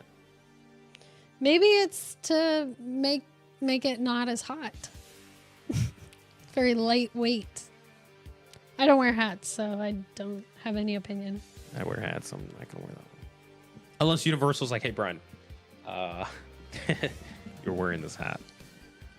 I'll tell him like, look, I'll wear it if you take away Behind the Screams August 11th. I will wear that orange shirt every day to the park if you take Behind the Screams away from August 11th up to opening night. I'm fine with it. Behind the Screams. No, I will wear that. I don't want you wearing this I shirt will wear every day. an entire costume that's that vibe for Universal at the front gates supporting Halloween Horror Nights just to get rid of Behind the Screams starting early. I will take one for the team. I don't think they care. They don't, but I hope they do. If you're anybody listening from Universal, please just know I love you guys. And yes, please. Please. Okay. Cool. We talked about dates. We talked about tickets. We talked about the merch. We have one more thing to talk about that we got from the first official announcement for Halloween Horror Nights. As we're an hour and 38 minutes into this live, still over 180 people that don't have anything better to do. But Nice. decided, hey, let's just watch these two people. Appreciate you guys. You guys are the best. Thank you. If you guys get a chance, give the stream a like. If you guys are just joining us, like I said, we just talked about the dates, the tickets, and the merchandise that was released for the first official announcement last Thursday. And we also got a video that we're going to be diving into. And also, hey, shout out to that live stream intro that we had, all designed by Daniel Childs. Freaking fantastic. Check him out on Instagram. And YouTube, Dude's right? got some good stuff. Yeah, and on YouTube, yeah. Going to something cooler. We got a video. As far as the video goes, I'm like, it's a video. So go ahead, Brian. All right. Keep an eye on the chat. I will. So, John said, I stopped working to watch you guys. Depending on what your job is, please don't stop. Depending on what your job is. Neurosurgeon. That's okay. I get that. You can stop. But It's like I'm in the middle of a surgery. I'm going to pause real quick. just make sure your patient's watching too. Because they're like, my body. Please don't spill that. You had to do that while I was drinking I didn't water. realize. Just you scare me. Okay. Oh, self-employed photographer. Okay, Not a okay. neurosurgeon. All right, It's all okay. right. Yeah. Okay. You're not operating on somebody right now. We appreciate it, by the way. But let's talk about this. Let's talk about this video. This, I have a theory that comes back.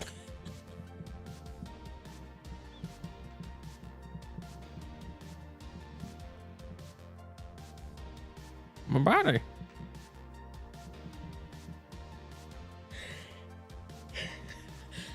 Let it out. If you gotta laugh, go ahead.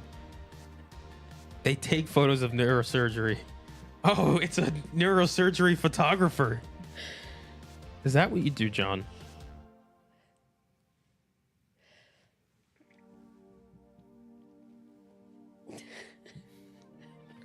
You getting slappy? A little bit. I'm just like... My body. Okay. Which is funny because neurosurgery is not about the body; it's about the my body. Oh, it's up here, my brain. Too much. Sorry, I ruined it. Yeah. Good. Now we can get serious. Okay, go ahead.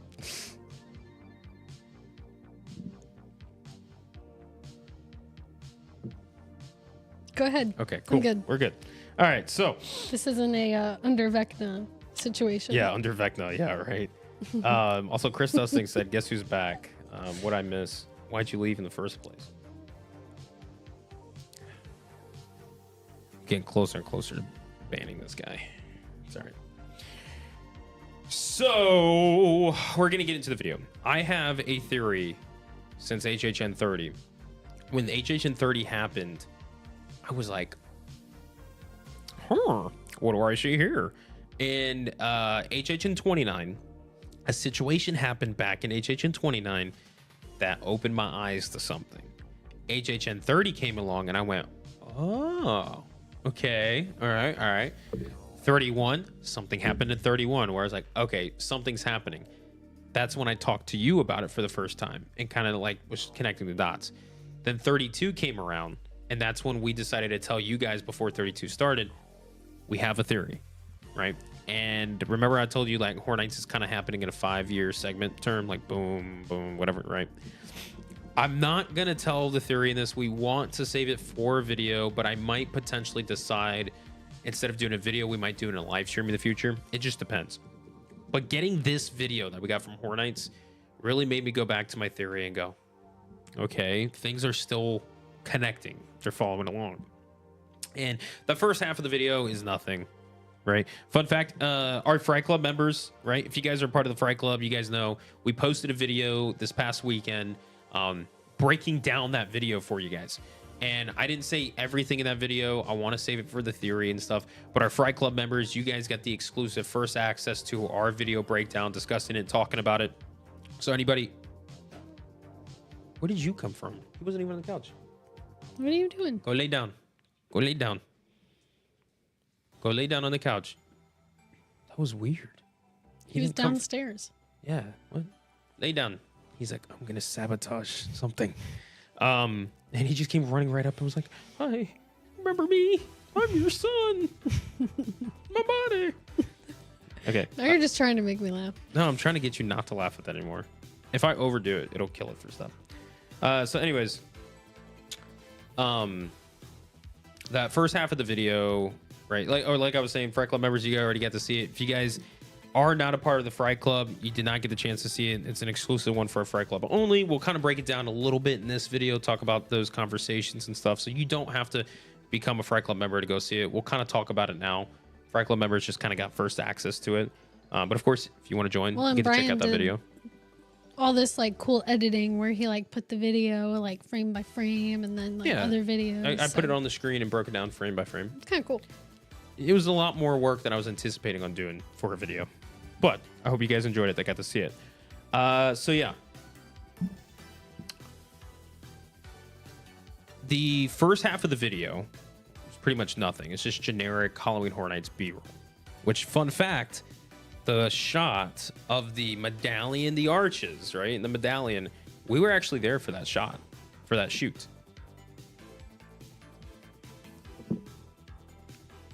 Yes, we were. Yeah, we were there for that shoot. And we were actually getting our own shots of the medallion that night. That was shots that we were doing of a transition from day to night of the medallion and all that kind of stuff, which was really cool, like a little time lapse there. And they came up and they started shooting. We were like, what are you doing? So it's kind of cool to actually see that shot public now, 2 years later almost. Well, a year and a half later. For this specific video, which was kind of cool.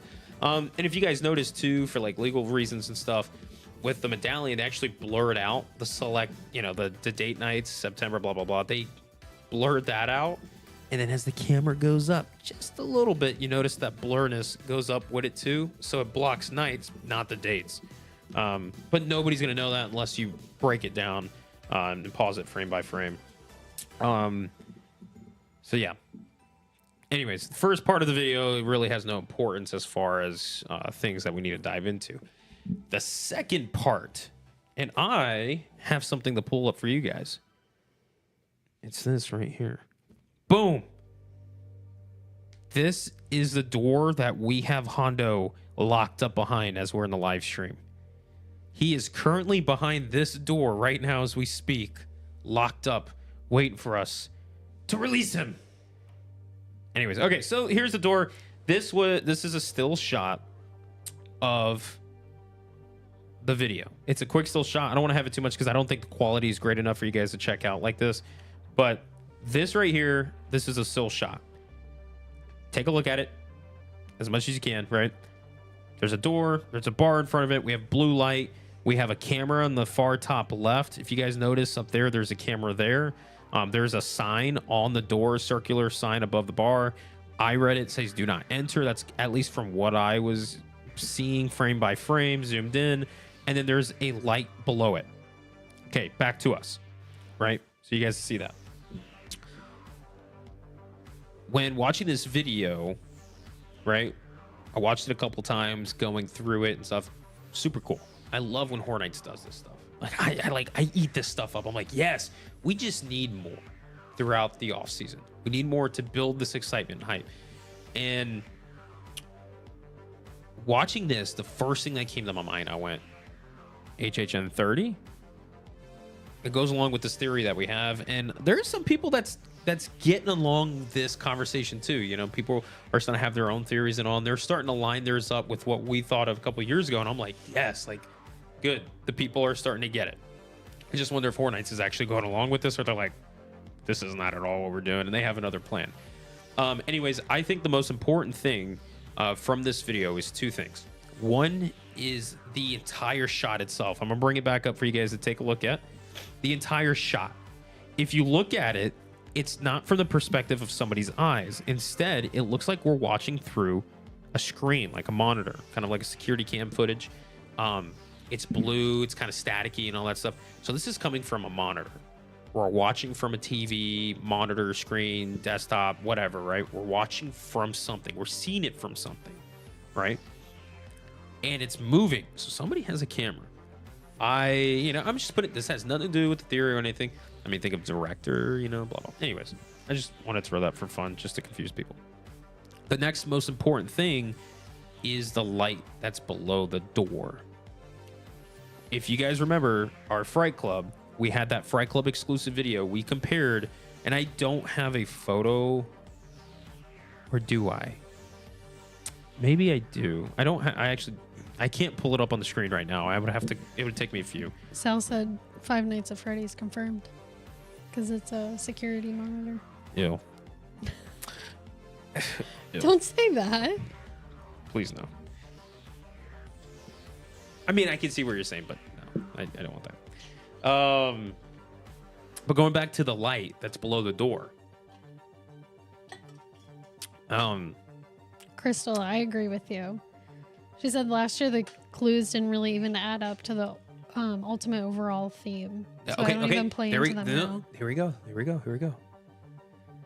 Last year, I said the same thing. I'm retracting my statement because I jumped the gun too early.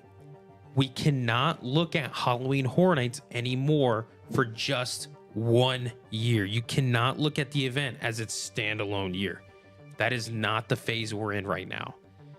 There is a reason why Never Go Alone has been used for multiple years in a row.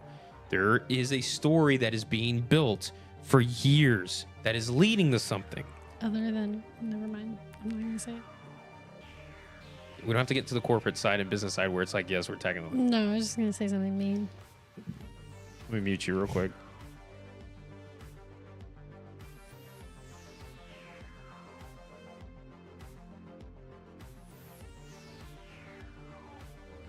What did you say? Other than laziness? Is that what? Yeah. So I genuinely think there's, and I'm giving some stuff to the theory that I have, but there's still some bigger ones.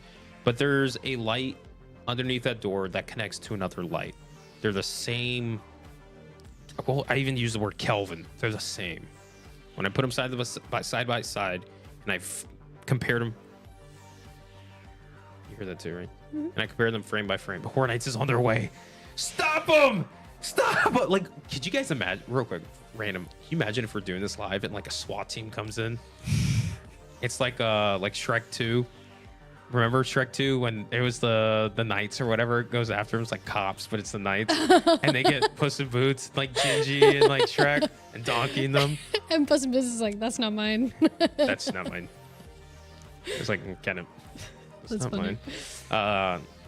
Can you imagine if we have that? It's like Horror Nights comes in and they're like, stop them. And I get off the seat. I'm like, and like we have somebody with a camera follow me and I jump out in the pool in the back. There's a movie that's like that. Was it Transformers or something where they did that? I think it was Transformers. Yeah, the chat knows. Real people know. Chris said a light under the door is cool, but what's in the box? Truthfully, A piece of string in the box. truthfully, the box series, I want to get into it. Unfortunately, financially, costs a lot to do things like that. We were running out of time and we were moving and all this kind of stuff. If I get the chance to do that series, I would love to, because it does relate to all of this and it could expand the story of it, which would be cool. I don't know if we'll get into it soon. So we have to hold on that right now. But the video, and like the video last year, even though it had nothing, they're all tied together. I think they're all tied. And we're getting little bit by little bit. And it's going to have a bigger story leading up to an anniversary year where everything starts to connect. And it really starts in HHN 30, if you look at some of the things from HHN 30. But some of the stuff happened before. One of the things I will say as a hint to this theory and to Horror Nights in general is, in order to find your answers for the future, you have to go back in the past. You have to go back in the past to find the answers for the future. And I think there was a specific character that we're really going to dive into. And we're really going to get into the story of this character. And there's a reason why we are going back on this character's relations in past time that we have to explore, which is why we're seeing what we're seeing in years past. Without giving away too much, that's what I'm going to say. Okay. My body. I don't know. I'm not quite as hopeful as Brian that they have this big grand master plan. I think they do. I don't know. I've worked on a few different marketing teams where things just end up being like, oh, we forgot that was a thing. Let me say this too. There are times here on the channel too when it's like, I have an idea for something, time passes, and something happens. Like, oh, perfect. Remember that idea. This goes perfect. And I just keep adding. Yeah, maybe. And it works, right? This year's theme for Halloween Horror Nights from our channel is Fork in the Road. Decisions are going to be made, right? Next year is the Glow Up. Then the year after that, it's called Changing of the Guard. Do with that what you will. Just don't bring my name into the mix if things go wrong. Anyway, I hope you're right. I hope it is this big, like, storyline that ends up being. I think that would be really cool. I really do. I think so, because coming from somebody who does content and creative storylining and stuff, it's really hard. Okay, Stephanie could vouch for me. Steph, I can come up with an idea for anything in the blink of an eye. Mm-hmm. And how many ideas have I come up with in the last month, 2 years, 5 years? It's infinite, right? Too many, right? And there are a lot of people out there that's like that can just come up with ideas and all this stuff. I personally know a handful of them. So like coming up with like certain ideas, it's not that hard for me. However, when I look back at creating ideas, there is something I come across that's difficult. And that is creating a storyline year after year that is different. This year, this is a story. We're doing something. We're building lore. We're building characters, building a background. We're going to have a beginning, a middle, and an end. Close that out. Next year, okay, we have to do something completely different. What is that going to be? Boom, boom, boom, boom. Next year, completely different. How many years can you do that? Where if they introduce this thing where it's like, hey, for the next 5 to 6 years, We have this grand plan, and we're just going to do little bit by little bit each year to create this one story that we can make bigger than 1 year's worth of stories, but also we don't have to go all out in 1 year. We can just kind of build upon it. So when you get 4 years down the road, people can look back and be like, oh my gosh, like so-and-so, like an Avengers style-esque storyline, what Marvel did back in the day, could be like that. Where in the beginning it was nothing, but by the end you were like, oh my gosh, like I get it now. Things are starting to connect. I'm like, this is going to be big. Yeah, you know, I hope so. I think feel like that'd be that's what it's awesome. going to be like.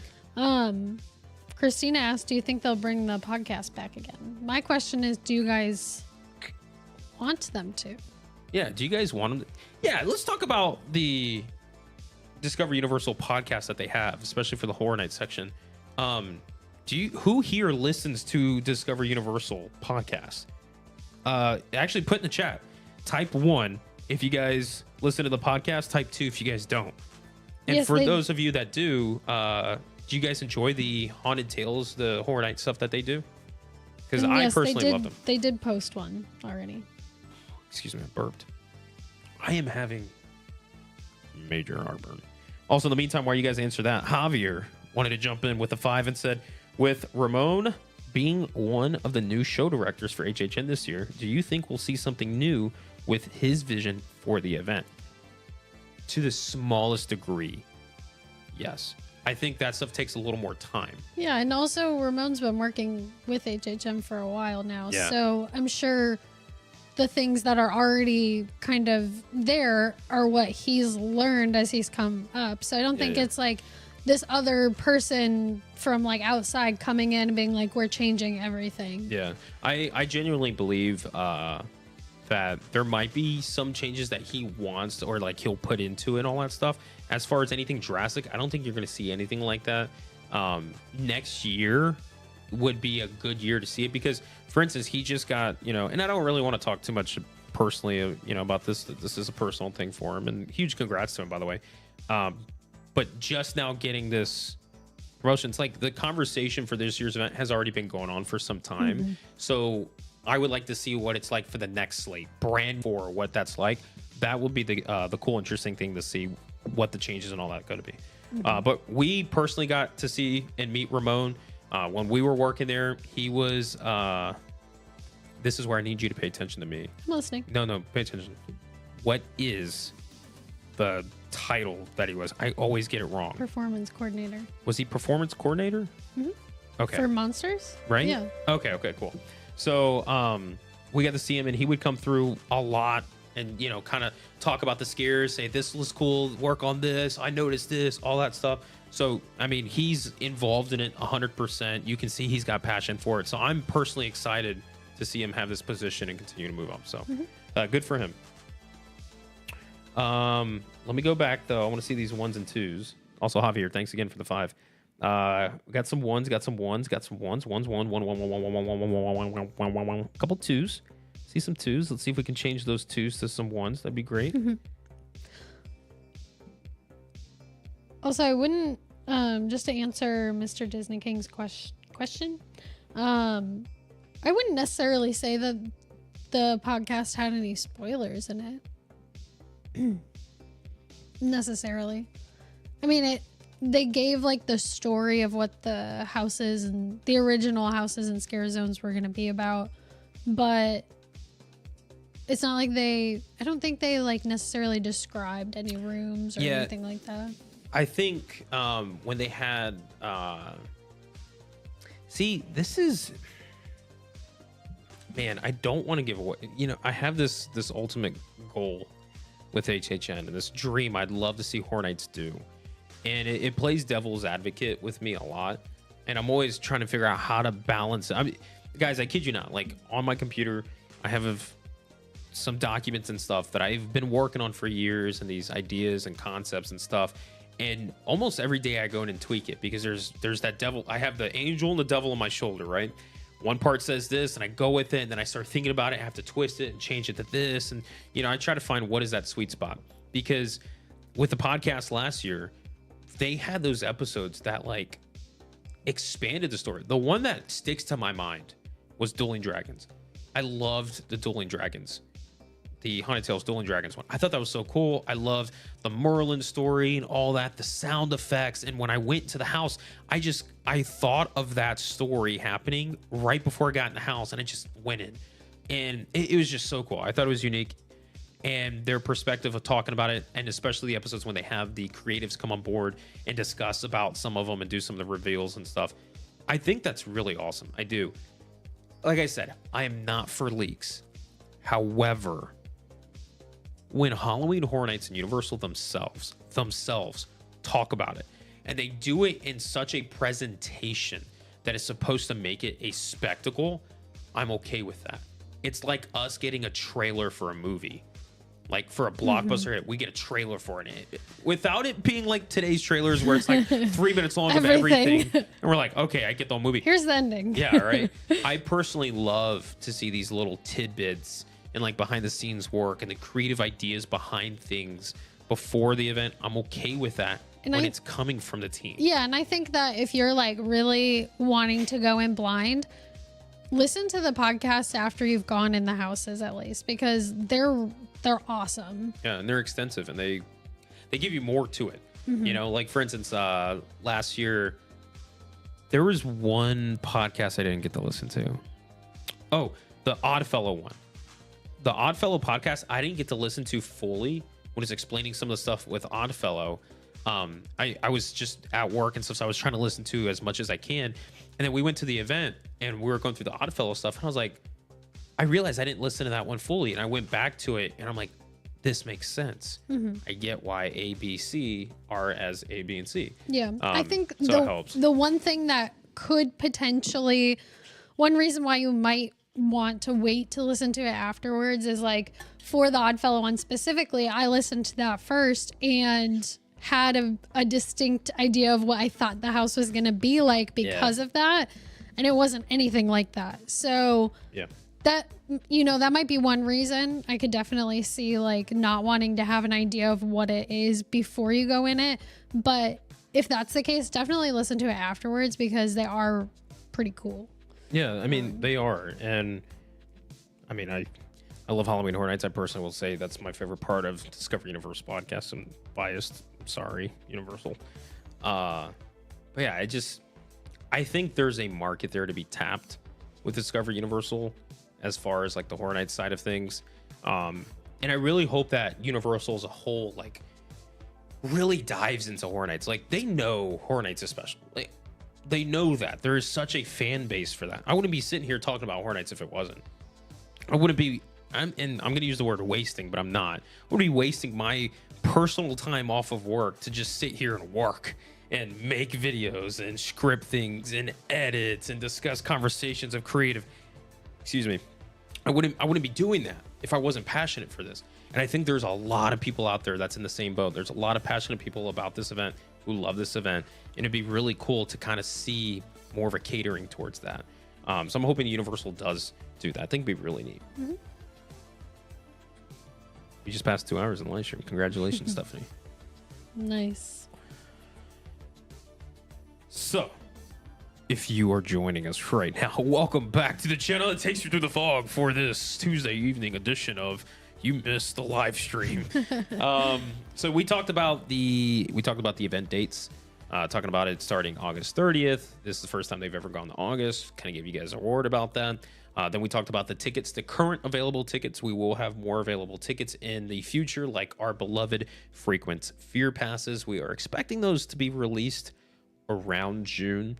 That's kind of been the trend for the past few years, is around June is when we've been getting those tickets. So kind of expect that. Then we also discussed Brian's rant about Behind the Screams, which was part of the ticket segment. It's okay. We'll save that again for another day. And then we also did Stephanie's rant about the merchandise. We got into the merchandise conversation and talk. And then we talked about the video a little bit, breaking it down. About merch. Chris is helping us out again. Plug the merch store. I got this. I don't really have anything else. Yay, the Fright Club shop. We need to make like a little video of like the merch and all that. Steph and I have been really bad at marketing ourselves out there. We have so much going on. I kid you not, between Steph and I, we juggle 5+ jobs. So It's just like when we get to it, we try to get to it. But yeah, Fright Club Shop, the official merchandise to our channel. All the purchases go to help us out. You can check it out. Should be in the description. All the purchases go to us. That's what you said. Not all of them, actually. Not all of it. But anyways, the link for the Fright Club Shop is down in the description below if you guys want to check it out. www.frightclubshop.com. I see you trying to make sure I say it right. I said it wrong so many times. But yeah, that is down in the description if you guys want to check it out. And we do have our next merch line should be dropping in the future. Keep an eye on it. We will be having that in the future. That's all I'm going to say about it. So if you don't like the orange shirts, you could get a Fright Club shirt.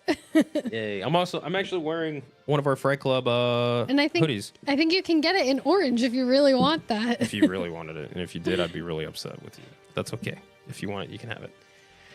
So anyways, ladies and gentlemen,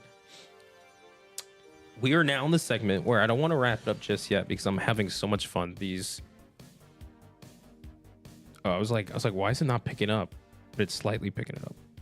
Okay. Anyways, we are now in the segment where like we kind of talked about the main headliner that we wanted to, but I don't want to end the live stream. I have so much fun doing this. So why don't we pass the mic off to you guys, the chat, for some Q&A, some questions. If you guys have some questions, throw them down there. We'll get to a couple of them and stuff, and then we'll get to wrapping it up here in the next few minutes for tonight's live. And Hurricane. then, go ahead. And then we'll. I know people want to do a live stream after party. I could do a live stream after party tonight. So what we'll do is we'll do a live stream after party tonight on our Discord. Steph is gonna get the link to our Discord. She's gonna drop it in the chat for you guys to check out. So if you guys don't follow us on, or if you're not in our Discord group, Steph will put the link. Check it out. We'll do a Discord live stream after party tonight. It'll be a very short one. I don't have much time on my hands tonight to go into depth with things, but I'll talk with you guys to get you guys to be able to have the chance to talk and say your stuff that you want. But we will be, let's do a little Q&A. I also want to put out there too, we do have plans. I haven't had a chance to get into it yet just because we've been busy with other things, but we will be having more interactive things come to the live stream. We're going to be having a series in our live stream. So like every live stream, there will be an interactive, let's call it game, that you guys will be able to interact with us and doing a big bracket poll for something leading to our Countdown to HHN series for this August. I'm looking forward to that. And we're just preparing for our Countdown to HHN show pretty soon. We've talked about some stuff, and now we got to get some other things. Cool. You want to get to the Q&A? Yeah. Start with the super chat. Yeah. Go ahead. Oh, I was like, yeah, start with that. And you're like, go ahead. All right. I'll read it.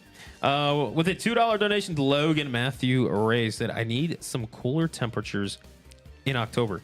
Logan, I need some of those in August, if possible. Like, I would love it. To be honest, this past week has been beautiful. Really great weather, yeah. This should be like a Hornets weather in the fall, where it's like during the day, it's warm, but there's a cold breeze, and it just feels like fall's on the way. And then by night, it feels like a nice little chilly fall. Mm-hmm. Like chilly fall. A chilly fall.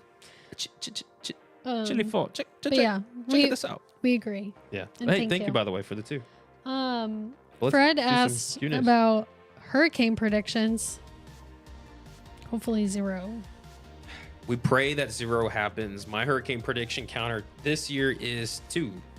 2, yes. I have a prediction from just the whole year coming into Florida. I have 2.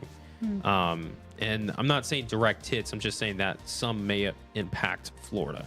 Not a direct hit is what they would call when the eye hits the, not that. I'm just saying like things that we would have on our radar to be like, keep an eye out. My prediction counter is at 2 this year. Not saying that I know the future and I have certain relationships with the nature gods out there. No. We're gonna try to make these Q&A questions rapid fire so that we don't get way behind. What do you mean way behind? I'm here for the long haul. We've gotten quite a bit of questions. You don't want to go for a 4-hour live stream tonight? What was the what was the first year we started using Express for HHN?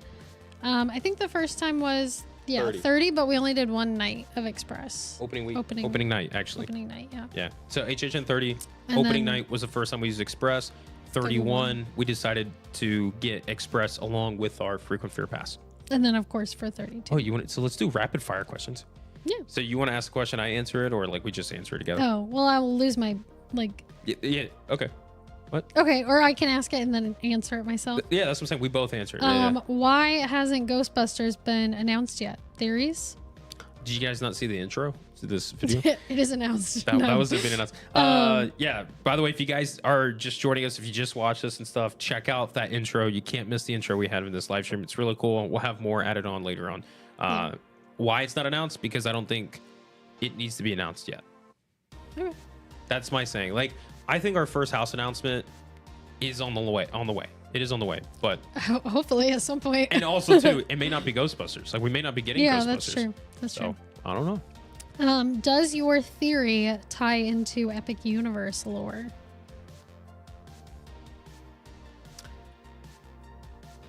Epic Universe is involved in the theory, but it's not at all a main focus. At all.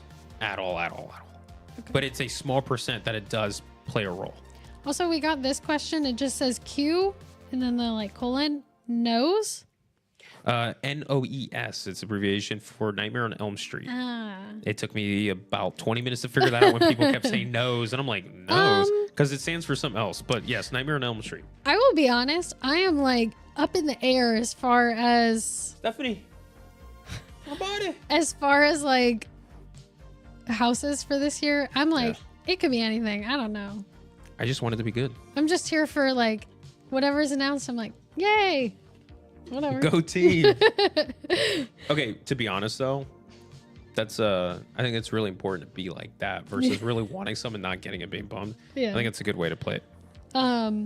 Does HHN do deals later on when you book, like 2 or 3 consecutive days? Oh, I was like, explain deals, because I'm like, what kind of deals? We're talking under the table. Like, hey, here, I got you something. I don't think I don't think necessarily like if you do 3 consecutive days, it's cheaper. I think the like only how thing Disney that's kind of does. yeah, it's like maybe they have like the hotel and ticket package that runs a specific way. The only thing that I know that there is like a deal on is Express Pass, that if you're at the event like after 10 or 11 p.m., the Express Pass will be cheaper to purchase. But some nights they don't do have that. Yeah, if they don't sometimes have they it don't. available. So Yeah. So as far as like deals, I would say expect no deal. no deal. Deal or no deal. You better hold that case. No deal. What house would you like to see at HHN most this year? Again, I don't really have like one that I'm like really gunning for. Last year, I really wanted to see Evil Dead Rise, Can I, but like real quick, can I jump in? Are we talking about based on the spec map or just anything in general? just anything. Ooh, I do that's have what one. I'm saying, I have like- one.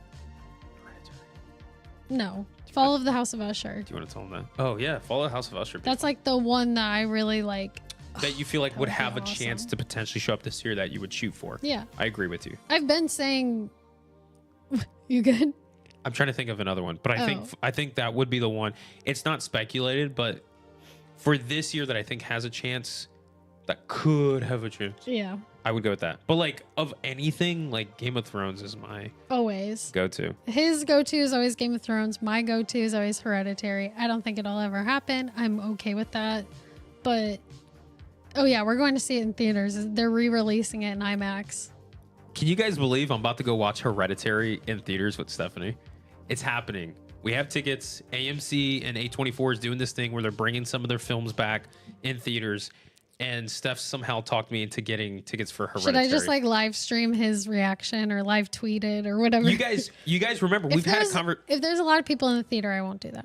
You guys, obviously. well, no, it's kind of booked up by now. But Oh, is it? Yeah, I checked. It's pretty booked.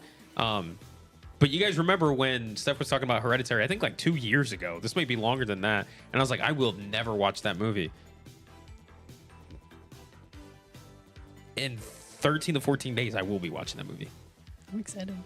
And it's in IMAX. Yeah, we're watching in IMAX. Ladies and gentlemen, get ready. Nobody ruin yeah. anything for Brian. Hereditary is the scariest movie of all time. And I'm going to eat it up. I actually didn't think... Sinister scared me more than Yeah, but you're a Hereditary. messed up mind, though. It's okay. Yeah, that's true. We have to get the neurosurgeon or photographer, the neurosurgeon, to get in this. What is the chance, based on the speculation, that this year's theme is around 80s or 90s, considering many of the IPs are from that time frame? What is this? 33. I actually think we have a good chance to see a decade year this year potentially, but I really think next year could be the focus for it. That's what I think, because I look back at the last 5-year span to this 5-year span, and it kind of flows like that. Mm-hmm. That's what I would say. There's a chance. I know they want to. And if you think about horror in general, the 80s really kicked off horror, and then the 90s brought in another section of it. So they obviously have some good things. A lot of people who would argue that like the 90s was like one of the best periods of time for movies. Yeah. And it was a huge turning point for horror. So it'd be cool. Tyler Swanson wants to know from you specifically, who was the best Phantom last year? That first There's one. more Phantoms? I thought it was just one Phantom, though. Is there different Phantoms? I think there's just one like Phantom of the Opera, right? That's what I thought. Or are there different mass vigilantes who are posing as Phantom and they're not the real Phantom, and he's going to come back and get vengeance on all of them? Well, then they all lose because they're just posers. You're just posers. All right, move on. Rapid fire. Okay. We'll go until 2:25 with questions, so we got 8 minutes left. Rapid Any fire. scare zone theories or wants for this year? Yes, I think there'll be 5 scare zones this year, and I'd love to see all of them. That's my want. Any icon predictions? Yes. I got 3. 3 icons? Yes. Oh. Do you guys want answers? Is that what you're asking me? You want answers? I think they want an Scare answer. Zone wants this year. I think there's going to be one Scare Zone that continues a story of something from the past. That's what I'll say. I also put that this year, I'm hoping and I believe we'll have our first IP Scare Zone back I would this like year from what we've had in years past. Like, we haven't had an IP Scare Zone in a while. I think this year we're going to get an IP Scare Zone as well. that. I would like that. Anyways, back to the icons one. I think there are 3 icons that are potentially going to be for this year, but they're not going to be the icons for this year's event. I think they'll be involved. You just won't see them. You get to open one ride during HHN that isn't currently in rotation. Which ride do you open and why is it Jimmy Fallon? I would open E.T. Thank you. Next. Why? Who said that one? Chris. Why is it Jimmy Fallon? What I feel like they should do, you guys want to know my theory? Open Jimmy Fallon for Halloween Horror Nights. Get rid of Jimmy Fallon and instead make it a ride simulator for Halloween Horror Nights where they get to sit there But and it it's doesn't late night with the move. devil and you're watching the live audience, you're there and it's like, ah! There you go. Okay, that's They fine. just play the movie in there. That'd be cool. Could you imagine? That would be weird. Wouldn't you dig that though? Like, you're the live audience watching it with everybody, and like they put effects in there. That would be kind of cool. Late Night with the Devil was a huge, in my head kind of movie. It was awesome. Okay. Anyways, you know what we need to do? BFO team, remind me this. Let's do a segment every single live stream that's called Rapid Q&A. Okay.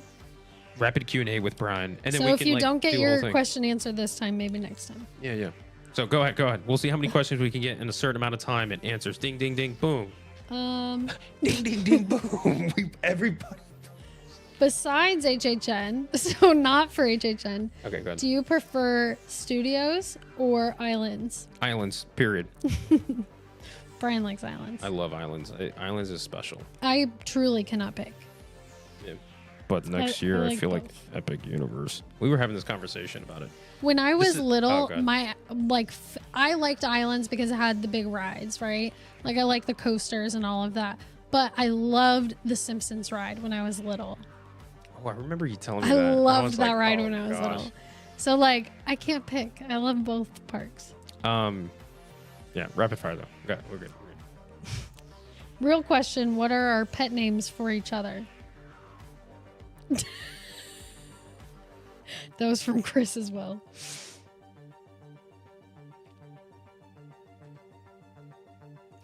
Do we think they will ever do... We really need a moderator in this chat.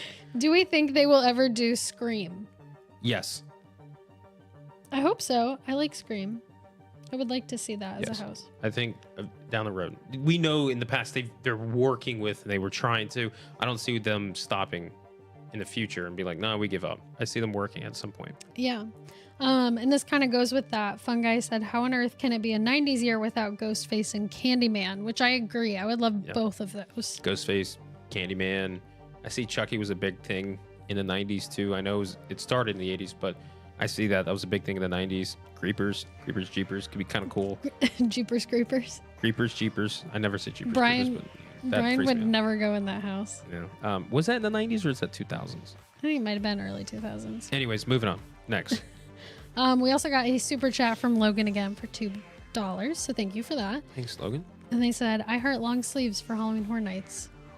Dude, I think they were the one that said I need cooler temperatures. So yes, I I feel agree. like long sleeves. I want to wear jeans and a hoodie and go to HHN. That was like one of our favorite things about going to Hollywood was like, yes. By the time the sun went down, we needed like sweatshirts, long pants, and it was great to wear those things to Halloween Horror Nights because we never get to wear that stuff here in Orlando. Maybe like 1 or 2 nights. Yeah. All right. Next. Here we 3 minutes left on this. 3 People minutes are in the like Q&A. just saying like things, not questions. I see a couple questions. Who do you want to meet character-wise at Epic Universe? Dracula. Next question. Actually, You want to meet Dracula even though you are Dracula? yeah, I'd love to meet Dracula. I would also love to meet Toothless. I think you love to meet Toothless too. Yeah, Toothless. I want to meet Toothless so bad. We hate meeting characters. I'm sorry, we're not character meeting people. We're That's not us. But I love But like, Toothless. we'll probably go and see Toothless. And if Universal will allow us to bring Hondo and have Pup Day at the park, and Hondo could get a picture of Toothless, I'll pay some good money for that. That will never happen. But I'm so excited to see Toothless. Yeah. I'm so excited. Okay. That'll be fun. Do you see HHN being at Epic? No, please don't. So here's what I think, like not opinion wise, just like what I think will happen. I don't think that they will do that at least the first several years because it does take away from their daytime tickets being sold because people only get half of a day. People who are wanting to go just for like the daytime, not necessarily wanting to do HHN, they only, they close at whatever, like 5 o'clock. So those people, don't get a full day. Sometimes ticket sales are down a little bit because of that. So what helps with, I know it's rapid fire. Yeah, stuff's going to kill I know what helps with studios and islands is they're right next to each other. So people from studios can go right over to islands when it closes for studios. I'm going to say this. Please, people out there who are trying to get conversations going for HHN being at Epic, please stop. Brian. No, I beg you. I personally do not think Horror Nights should go to Epic. It should stay at Universal Studios and then we get both. and Islands potentially. We get both because then we have HHN, but then we also have the Classic Monsters area. So we get both. At Epic? No, just like separately. Oh, you're talking about like a daytime operation functioning throughout the time as well as an HHN operation we get side both. by side. Yeah. I think Horror Nights should stay in the current parks. Do not go to Epic, please. I also think it'll be a pain in the bottoms because you got to think IP wise, you got Super Nintendo World, you got How to Train Your Dragon, you got Harry Potter. How are they going to do that? Yeah, Look at the issues we have with Minion Land as it is. What IP does Hondo most want at the event? Hondo wants the event to close down forever so that we don't leave him. You're really going to throw him out there like that in public? Truly, what Hondo would love, Peter Pan. If Hondo had to pick, if Hondo had to pick an IP to show up at Halloween Horror Nights, what would be an IP for Hondo that he would pick? I don't know. So what's a Hondo IP? Like, Star Wars. I was gonna say it would be like Star Wars, but like I'm talking like the horror and all that kind of stuff. Like I don't. He doesn't really. no, Hondo looks at us with Halloween. He's like, I hate you guys. Yeah, he likes Christmas more. Yeah, Hondo's a Christmas pup. We also got a super chat from John for $5. All right, Thank you. this will be the last one from John. Okay. What characters did you guys play as characters? So I was Tree from Happy Death Day in Don't lie to them. 28. You were only a tree. You were just a tree standing there No, like her I'm na- a tree. The main girl in Happy Death Day, her name was Tree. But when I saw my casting first and I saw literally Tree, I was like, they did not cast me as a tree. Yeah, you were just a tree. So I was Tree in Happy Death Day for 28, and then Bride of Dracula for Classic Monsters in 29. 27, I started Bloody Face American Horror Story. 2018, the lovely 80s year, Michael Myers and Halloween 4.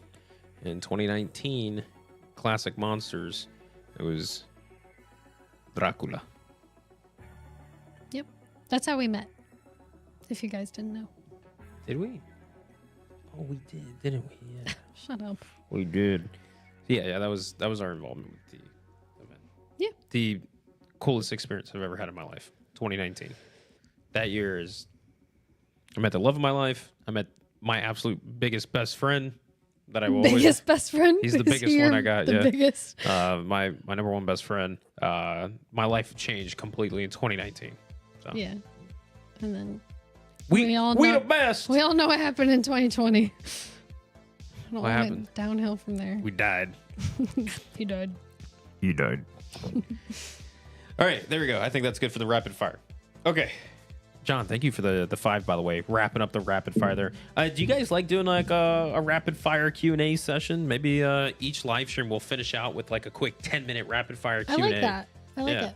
And like maybe what we'll do is we'll have some questions that I'll read off and you answer, and then you have questions you read off that I'll answer. We'll go back and forth. I think that's cool. We should do that. We should add more to the live streams, man, It because was chaotic. that's just the way we like it. is. Yeah.